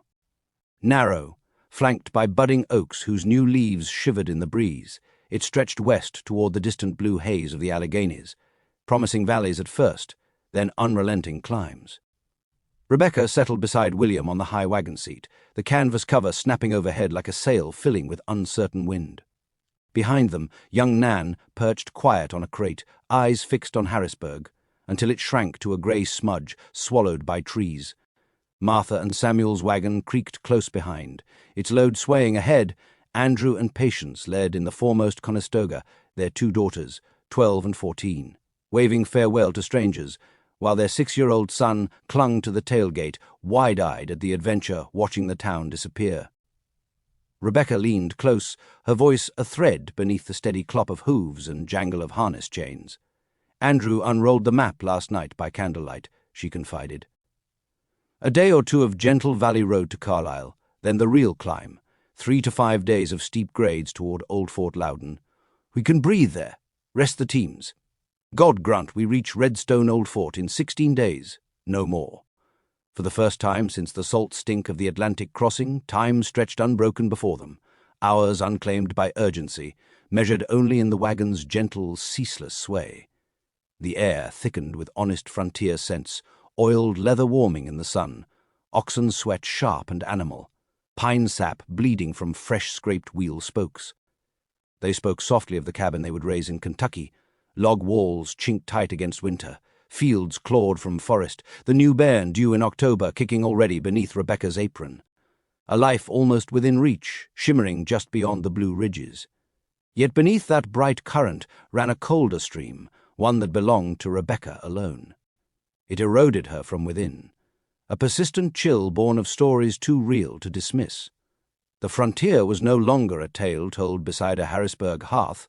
It breathed now in every rustle of underbrush, every shadow pooling too long beneath the oaks. Her mind drifted back 4 years, Philadelphia, 1784. William stepped off the ship with his brothers, David and Thomas, salt-crusted and hopeful. David and Thomas were bound for the Cumberland Gap to work for their cousin, Captain Robert Moffett, and to seek land in Kentucky. William, however, had made other arrangements. He was to learn the cooper's trade under her father's guidance. When Moses Trimble arrived, sent by Rebecca's Uncle James to meet David and Thomas, his face was carved with grim duty. The news he carried struck them silent. The previous April, on the 5th of 1783, Shawnee raiders had descended upon Robert Moffett's sugar camp at the head of the Clinch. In broad daylight, Robert's sons, John, 8, and George, barely 6, had been seized from the sugar-making fire. Barely a year had passed since that horror, yet its shadow still lingered in William's unguarded moments. Uncle James and Robert had ridden out in furious pursuit, but the war party vanished into the mist like ghosts. They clung to fragile hopes. Were the boys still alive, enslaved in some distant village, traded deeper into the wilderness, or gone forever? Moses brought darker tales from the Clinch raids, cabins burned in the night, livestock driven off, children dragged from their doorways, and scalps taken without mercy. Shawnee, Delaware, Wyandotte, Miami, names that had once stirred only boyish adventure now loomed like spirits, circling just beyond the firelight. William's hand closed over hers, warm, calloused from adsa and spokeshave, steady as iron. "They'll nae take you, Rebecca," he said, voice low and fierce against the creak of axles. "Nor Nan, nor the wee one." He patted the rifle across his lap, loaded and primed, one lead ball already warm from his restless fingers, turning it over and over in his pocket. Titus rode point on the old bay horse, musket balanced easy across the saddle, eyes sweeping the tree line with the calm vigilance of a man who had seen worse. The valley road unrolled gentle for now. Dappled sunlight, distant wood smoke curling from isolated homesteads, the sweet resin smell of budding pines. But every snap of a twig in the underbrush, every shadow stretching too far across the path, carried a whisper. The frontier waited, patient and hungry. They were leaving the settled world behind. Churches, ordinaries, neighbours within call. All they carried was faith, powder, lead, and each other, plus the quiet iron promise that whatever lay beyond the next ridge, muddy fords, broken wheels, or worse, they would face it together. Ahead lay Carlisle, then the long climb over Sidling Hill and the Tuscarora Ridge, the shadowed passes of Fort Littleton and Bedford, the final push past Ligonier to Redstone Old Fort on the Monongahela. There they would fell timber, hew planks, and build flatboats, broad, blunt craft to carry their wagons and dreams down the river to Limestone at the Kentucky mouth. A new beginning, hard-won and river-born. For now the wagons rolled westward into the green hush of spring, the oxen straining, the canvas tops billowing like sails set for an unknown shore. Titus rode ahead, eyes scanning the tree line, musket at the ready. The valley road unrolled before them, gentle for now, dappled with the fading sunlight, sweet with distant wood smoke from homesteads. But every rustle in the underbrush, every shadow that stretched too long across the path, whispered of what might come. They were leaving the settled world behind. All they carried was faith, powder, and each other, and the quiet iron promise that whatever waited beyond the next ridge, they would face it together.